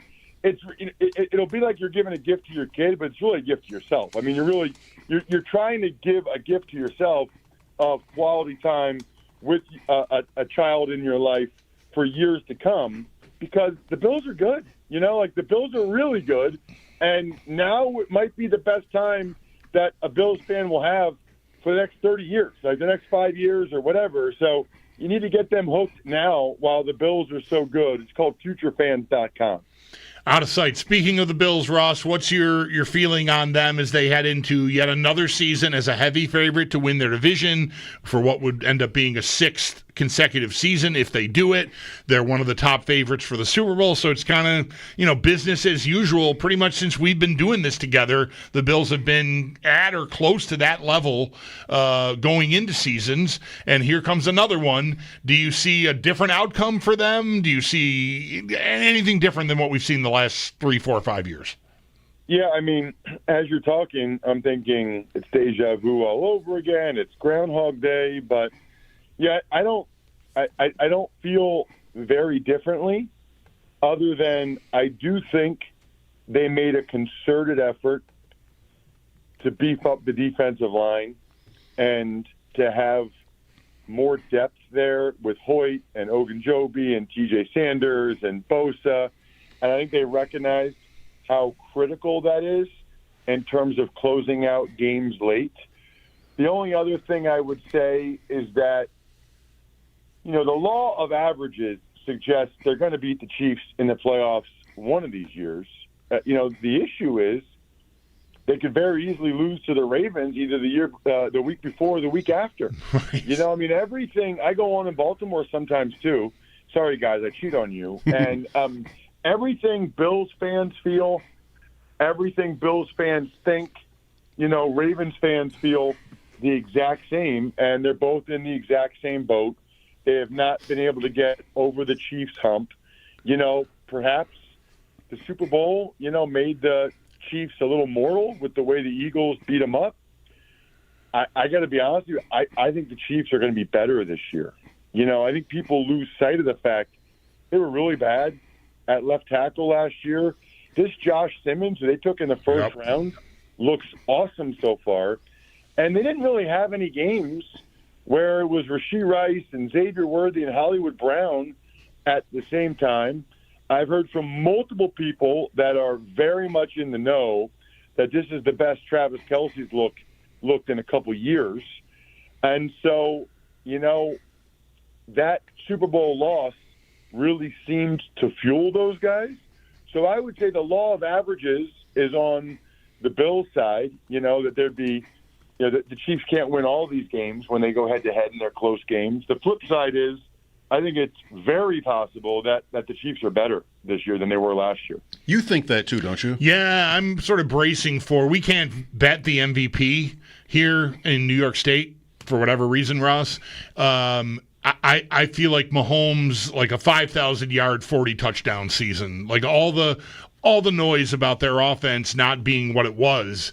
I just feel like he and Andy Reid have got a season incoming that I'm a little scared of. You know what's wild about that, by the way? That's certainly possible, right? And they could put up much bigger numbers, but still not win as many games. Right. Or they could put up huge numbers and win as many games, but not be able to win a close game in the playoffs like they so often do. I mean, I lost track, but they've won something like 15 or 16 one-score games in a row. That's obviously going to end this year, you would think, at some point. And again, that's one of those regression of the mean things where I know Andy Reid's great and Mahomes is great, but that's not sustainable for any head coach quarterback tandem ever. I mean, something like 75%, 80%, super impressive, very reasonable when you have guys like that, but not every game, not every time, every close game. So it's wild that Mahomes could be the MVP, and then they could, for the first time ever, lose in the divisional round to the Ravens or the Bills. What I do feel strongly about is that it's super important that the Bills and or the Ravens, right, get as many home playoff games as they can. I mean, you'll never convince me that wasn't a factor in the Bills-Ravens game, that the home field advantage helped the Bills win that game. I know the year before the Chiefs won on the road both places, but there still is, whatever you want to call it, 1.5, 2 points for the home team. You'd still much rather have that on your side. And I think the Chiefs have definitely have a tougher division than the Bills. Mm-hmm. And the Bills have the easiest division of the three. So it's really incumbent upon the Bills to secure that home field advantage, get the number one seed. If they don't, they have nobody to blame but themselves, because it's not like the Jets or the Patriots, the Dolphins. I don't expect any of those three teams to go to the playoffs. Ross, not breaking any news here, but just we've had several of these conversations about the big picture with the Bills in mind and Kansas City and also Baltimore. I was just looking up some numbers the other day. 57 quarterbacks since 1966 have won 4 or more playoff games. And I think, incredibly, only 6 of them have not made a Super Bowl. I would think it'd be more like 15 or 20. But the vast majority of quarterbacks through history who've won 4 playoff games, a Super Bowl is included. Allen is at 7 without making it. No one else is even at 6. And he'll have to win at least 2 more to get there. So if he does it, which is certainly possible, he'll have the record for most playoff wins before even making a Super Bowl. Again, it's nothing that isn't intuitive, but it really is historic stuff that Allen and even Lamar Jackson, for his part, have not gotten there yet, for as good as they've been. Yeah, I mean, and no question. And the flip side of that is 2 things. One is what Mahomes is doing is historic, right? I mean, he's been in the AFC Championship game every year he's been a starter. Yeah. That is just ridiculous. I mean, that's the only other person I can think of is Brady. And I don't know if Brady went to as many consecutive as Mahomes. He certainly didn't start his career out like Mahomes did, going to the AFC Championship game every year. The other thing, too, in fairness, is with them expanding the playoffs, they did add a game, right, that before it would have just been a bye. And usually the teams that went to the Super Bowl were either the 1 or the 2 seed, the teams that got a bye. So they would win, 2 playoff games when they were in the Super Bowl. Right, so now that skewed the numbers a little bit, but I'm not trying to mess with your stat, Mike. Yeah, no, I know. It's just like it's really historic. What does Aaron Schatz say? That the Bills and the Ravens are like the 2 best teams he's ever tracked to not make it over a 5-year span. Ross, you made the point about the AFC West being tougher than the AFC East. And that is in keeping with what the betting markets say. Is there a dark horse you like to sort of crack through at the top of the conference or even near the top of the conference? I think Denver might be the most popular pick for this, so that maybe not quite a dark horse, but are there underdogs that have your eye? Yeah, I mean, the ones I would say that would jump out, the Chargers are not in a good spot after some of the injuries they suffered, especially Rashawn Slater. The 2 I could see really are the 3, I guess, that I could see getting in the way of Baltimore, Buffalo, and Kansas City. It would be the Bengals, which isn't much of a surprise, right? They just have that kind of firepower. I think the Broncos are probably a trendy pick for a reason. And this team shouldn't be under the radar, but they still are. It's the Houston Texans. They kind of took a step back last year in some ways. I think Stroud didn't play as well, but new offensive coaching staff. When you look for teams that can make a run, I look at They have elite corners, elite edge rushers. They do have an elite receiver. They have a very high-end quarterback who might, take another step forward this year and show he's an elite type of guy after he had such a good rookie year. They have enough there that they could break through. I think they think it's addition by subtraction on the O-line with some of the guys they moved on from. But those are the teams. I mean, it's hard to fathom any other teams unless Aaron Rodgers, found the fountain of youth and whatever that stuff is he drinks or takes. Other than that, I would think, Cincinnati, Denver, and Houston, the only other three teams that I could even conceive of being the AFC championship. And Houston has the benefit of being in a pretty limp division, too. That's exactly right. And they're going to get a home playoff game. And, if they take a step forward, they might even have a better chance than the Bills of being the number one seed when you look at their division, right? So I don't think they're as good as the Bills. I don't think Stroud is as good as Josh Allen. But that's certainly within the realm of possibilities.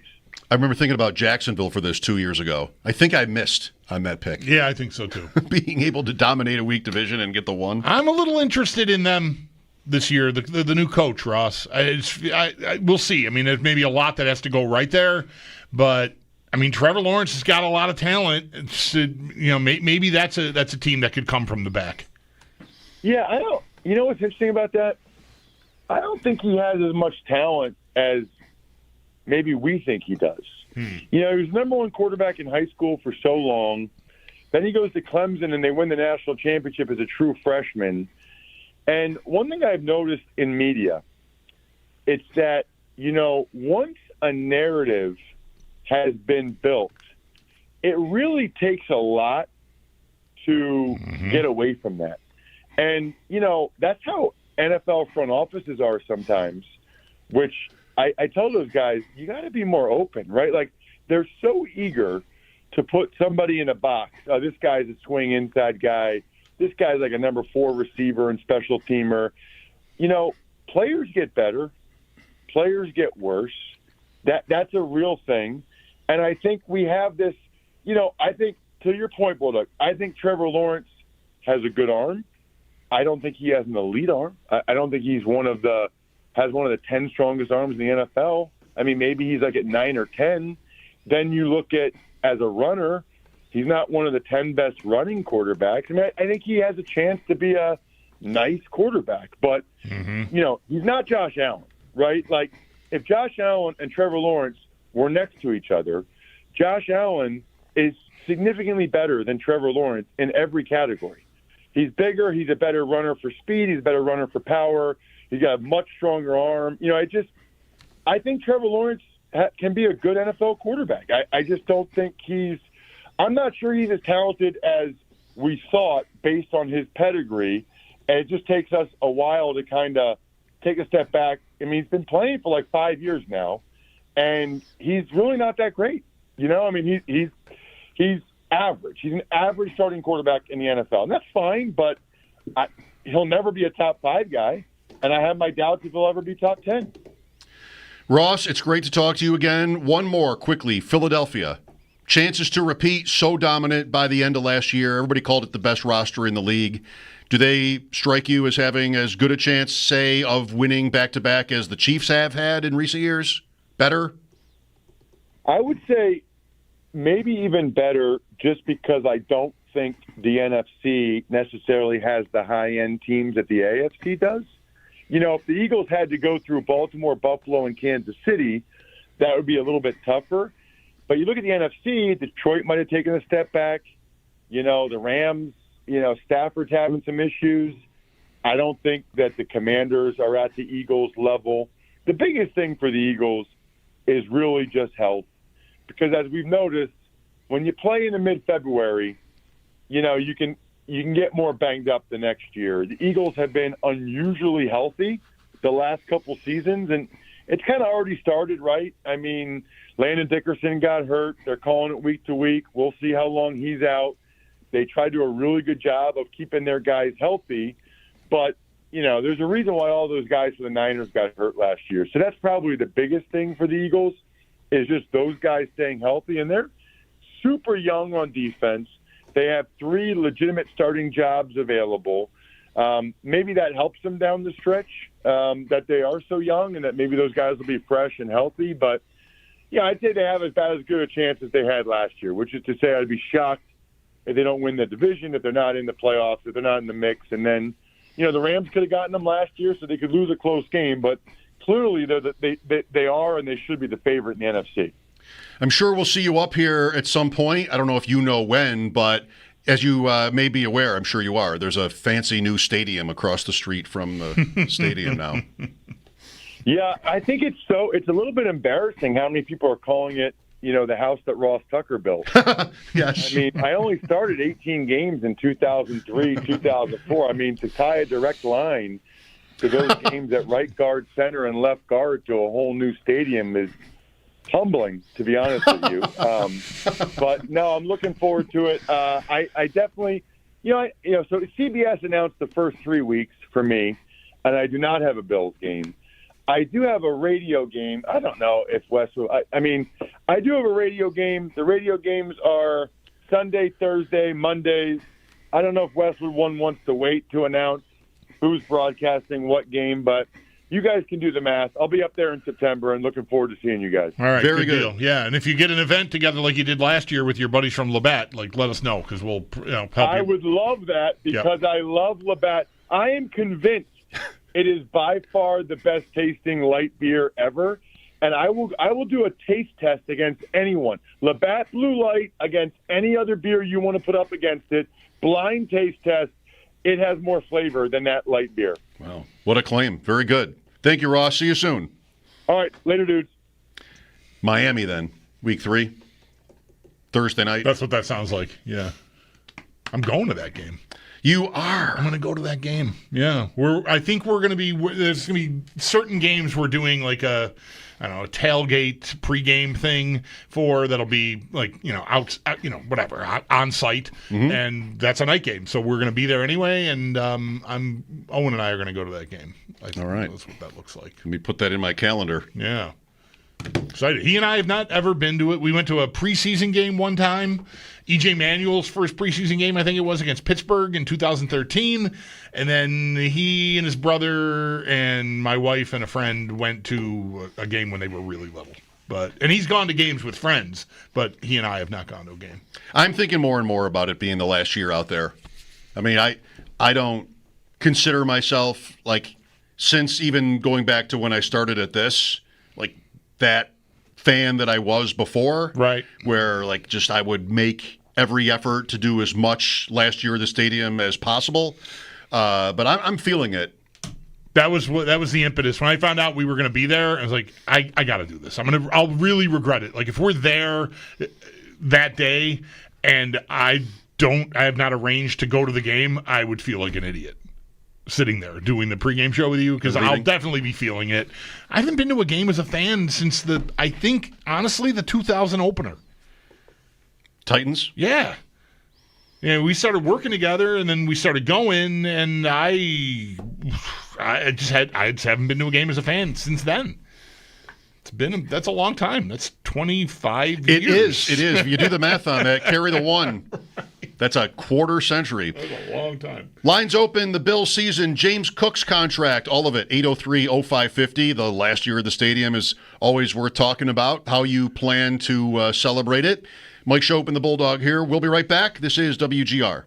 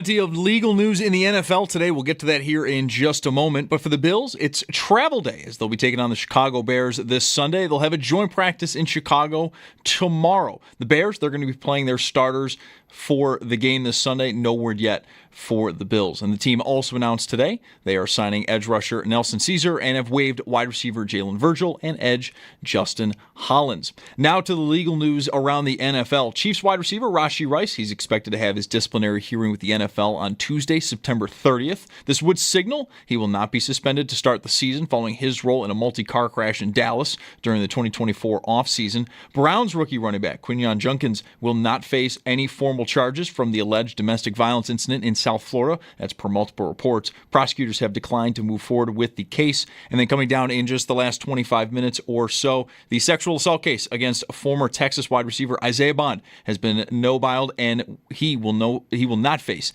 any further criminal charges. And then in baseball, the Blue Jays take down the Cubs 2-1 at 6:35. The Bisons are home against Lehigh Valley. George Springer is batting second in tonight's lineup as he begins his rehab assignment after suffering concussion earlier this month. That game is going to be over on our sister station, the Bet 1520, and then just after 7 o'clock, the Mets will be hosting the Atlanta Braves. That's your Paddock Chevrolet Sports Headlines. Paddock Chevrolet celebrating 90 years of being your hometown dealership. I'm Zach Jones for WGR Sports Radio 550.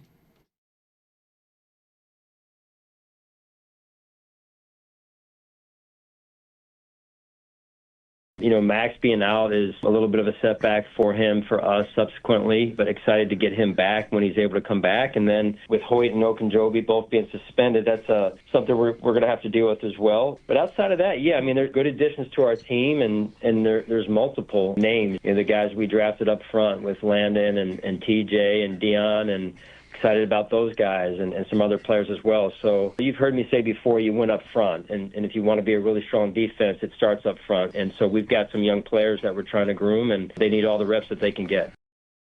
Sean McDermott, our guest yesterday. Check it out if it's still there on the Odyssey app. Mike Schopp and the Bulldog here. Thanks for listening and watching on YouTube or Twitch. We're available at 803-0550. Talked to Ross Tucker just now. Theo Gremminger earlier brought up Quinyon Judkins to Theo. That had just broken at the time we talked to him, that he may end up just walking right in to the Browns. He, I don't think, has signed yet. He might be the only draft pick in the league, perhaps. Right, because this legal situation came up, prior to his getting the contract signed, and I can respect the team wanting to see what's going to happen there, and let's just make sure we're not signing someone who's in real trouble. It seems like that's been avoided for now.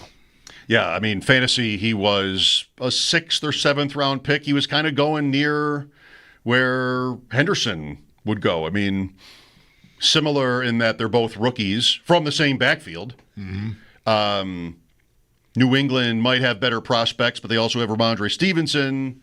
Cleveland, another rookie, Dylan Sampson, Jerome Ford, maybe more of an opportunity for Judkins. Then the allegations and getting well into training camp in the preseason, and there's not even a contract yet, he just became dead to everybody in fantasy. He dropped 100 spots. And now today it's funny. My friend Davis and I just made a pick, and we both loved it. And then Judkins broke, and he's like, why didn't we wait? Clock squatting season in slow drafts. What a day for the Browns.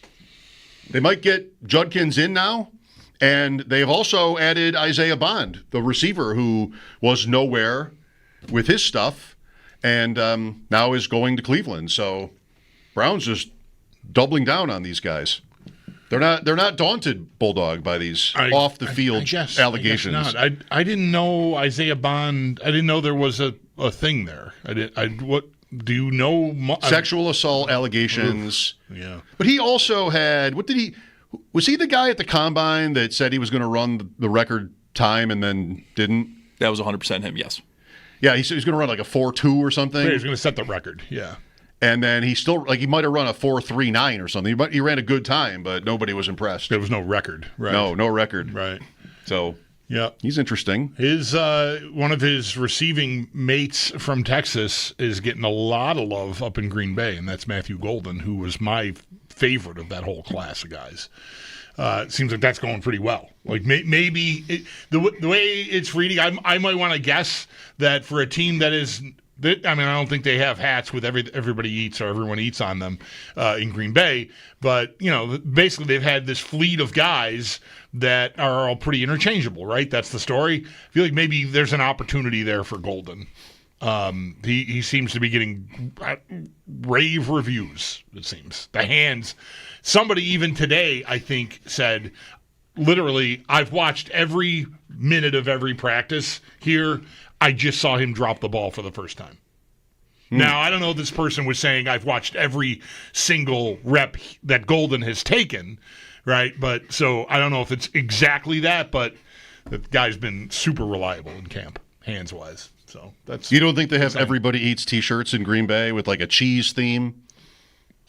I just haven't heard about it, so no, I don't know. I think you're probably right. Yeah. Yesterday, I had a T-shirt with. It is everybody eats. I don't know why I was tangled up on everybody or everyone for some reason there, but I mean, holy cow, get it right. Well, it's not like we've had this to talk about before. It's brand new. It's my first day. Yesterday, I had a T-shirt on with a saying, and you complimented me on this T-shirt, and I told you I like it. It's funny to me, but I don't like to wear it out of the house. It was Tuesday that you had. Oh, Tuesday. Yeah. But I did. Yes, I do like that shirt. It says, "This actually is my first rodeo." Ha ha ha. Yep. And so I like the shirt. I like the slogan, but I really don't like being the guy with the saying on his T-shirt. Yeah.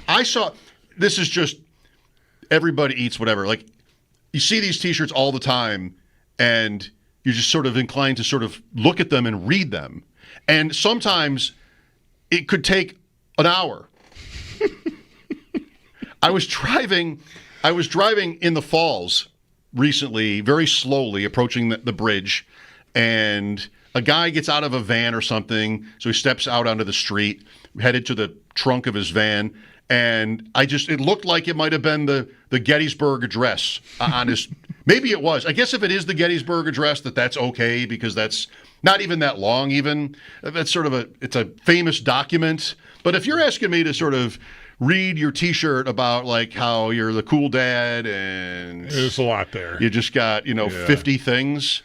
Let's put the brakes on. Yeah. How about we put a limit to how many words can be on your T-shirt? I think it's bad form for a T-shirt to be wordy.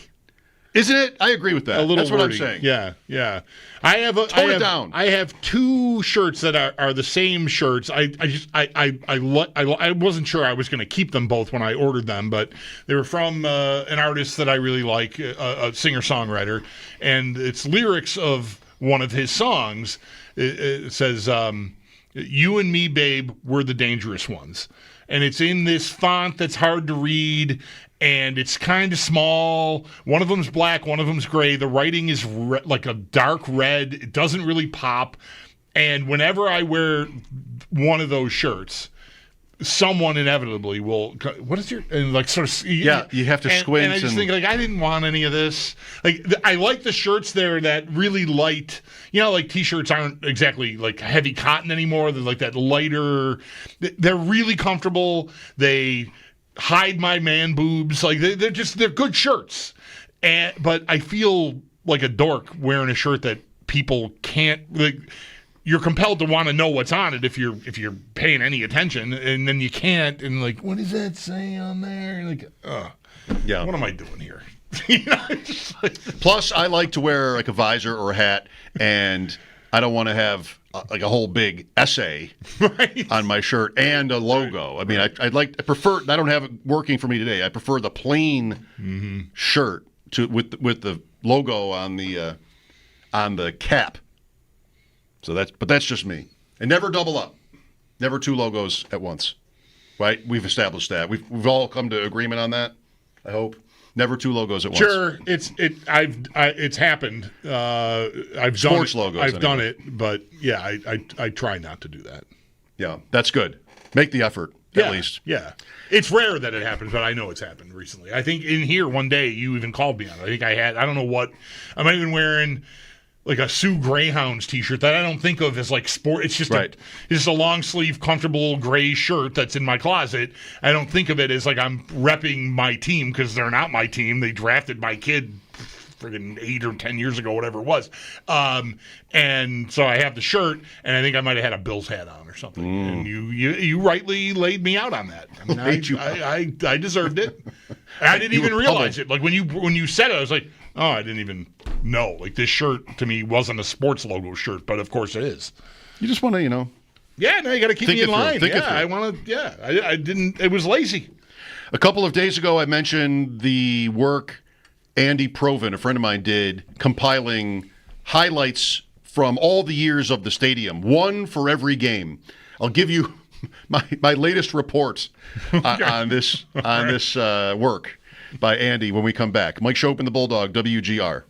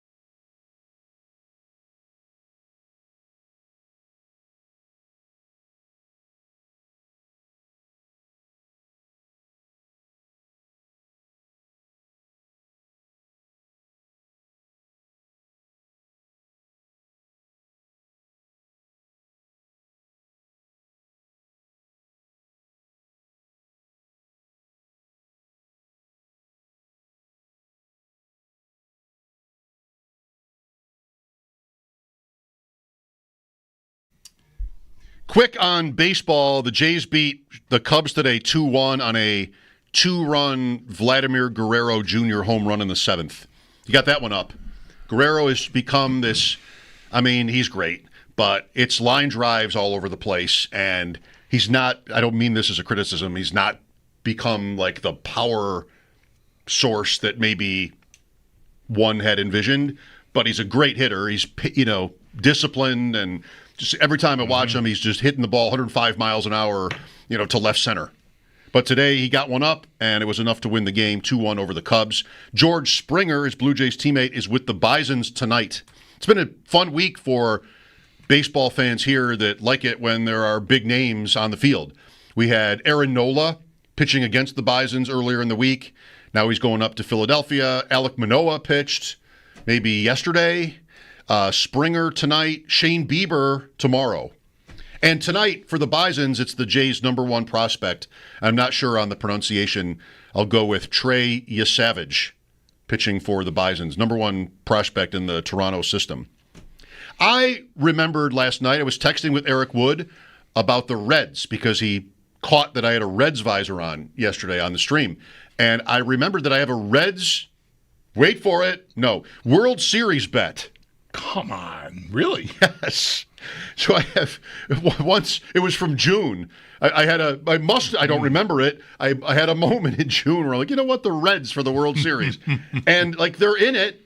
I mean, they're not Milwaukee. Right. Milwaukee's up by 8 in the division over the Cubs, and the Reds are third. Milwaukee just got everybody that wants it a free hamburger. By winning. Yeah, they had some promotion that dates back to the original... The Milwaukee Braves even. Wow. Some fast food place that always 12-game win streak. It was longer. It used to be longer, but they whittled it down. And it's happened pretty recently. Maybe 2018 it happened. I'm trying to remember. I read a story earlier, but free hamburgers. The logistics to be announced later, like how you can... not just keep going for, maybe you got to go get a voucher and then turn it in for a free hamburger or something. I don't know. They've had 2 winning streaks this year that long. They got close. The win last night put them over the edge, and the last winning streak ended just before they This was longer? Yeah. Okay. I think that's what I read today, because they didn't trip the free hamburger thing until last night. Nice. Right. Mentioned, I'll just get this in quickly, Andy Proven's YouTube compilation, one highlight from every home Bills game at the stadium all time. I made it to 2005. Then I was good. All right. J.P. Lossman to Jason Peters in the opener against the Texans. I made it to that highlight. Then I was good. But to answer my own question from yesterday or the day before, no, not every game, once they're all readily available, is it the most famous play. Right. Lots of games are not the most famous play. One really cool play is from the Bills' playoff win over the Raiders in '93 when it was super cold. Not the 51-3 game, but right. Is Steve Tasker catching a line drive kickoff up against his body and taking off almost to the end zone. Right. He got very close to scoring on What a great play that was. Yep. I think of Steve tackling Tim Brown and other things when I think of his career. And, playing receiver, the Miami playoff game. But I'd forgotten about that play. Yep. Doing the move right here. It sort of twists and catches a line drive right up against his shoulder pads. It is literally, for me, the only play from that game that I remember. Yeah? Yeah. We talked to Theo Gremminger, covered different fantasy-related topics, James Cook included. We'll have that for you next here on WGR.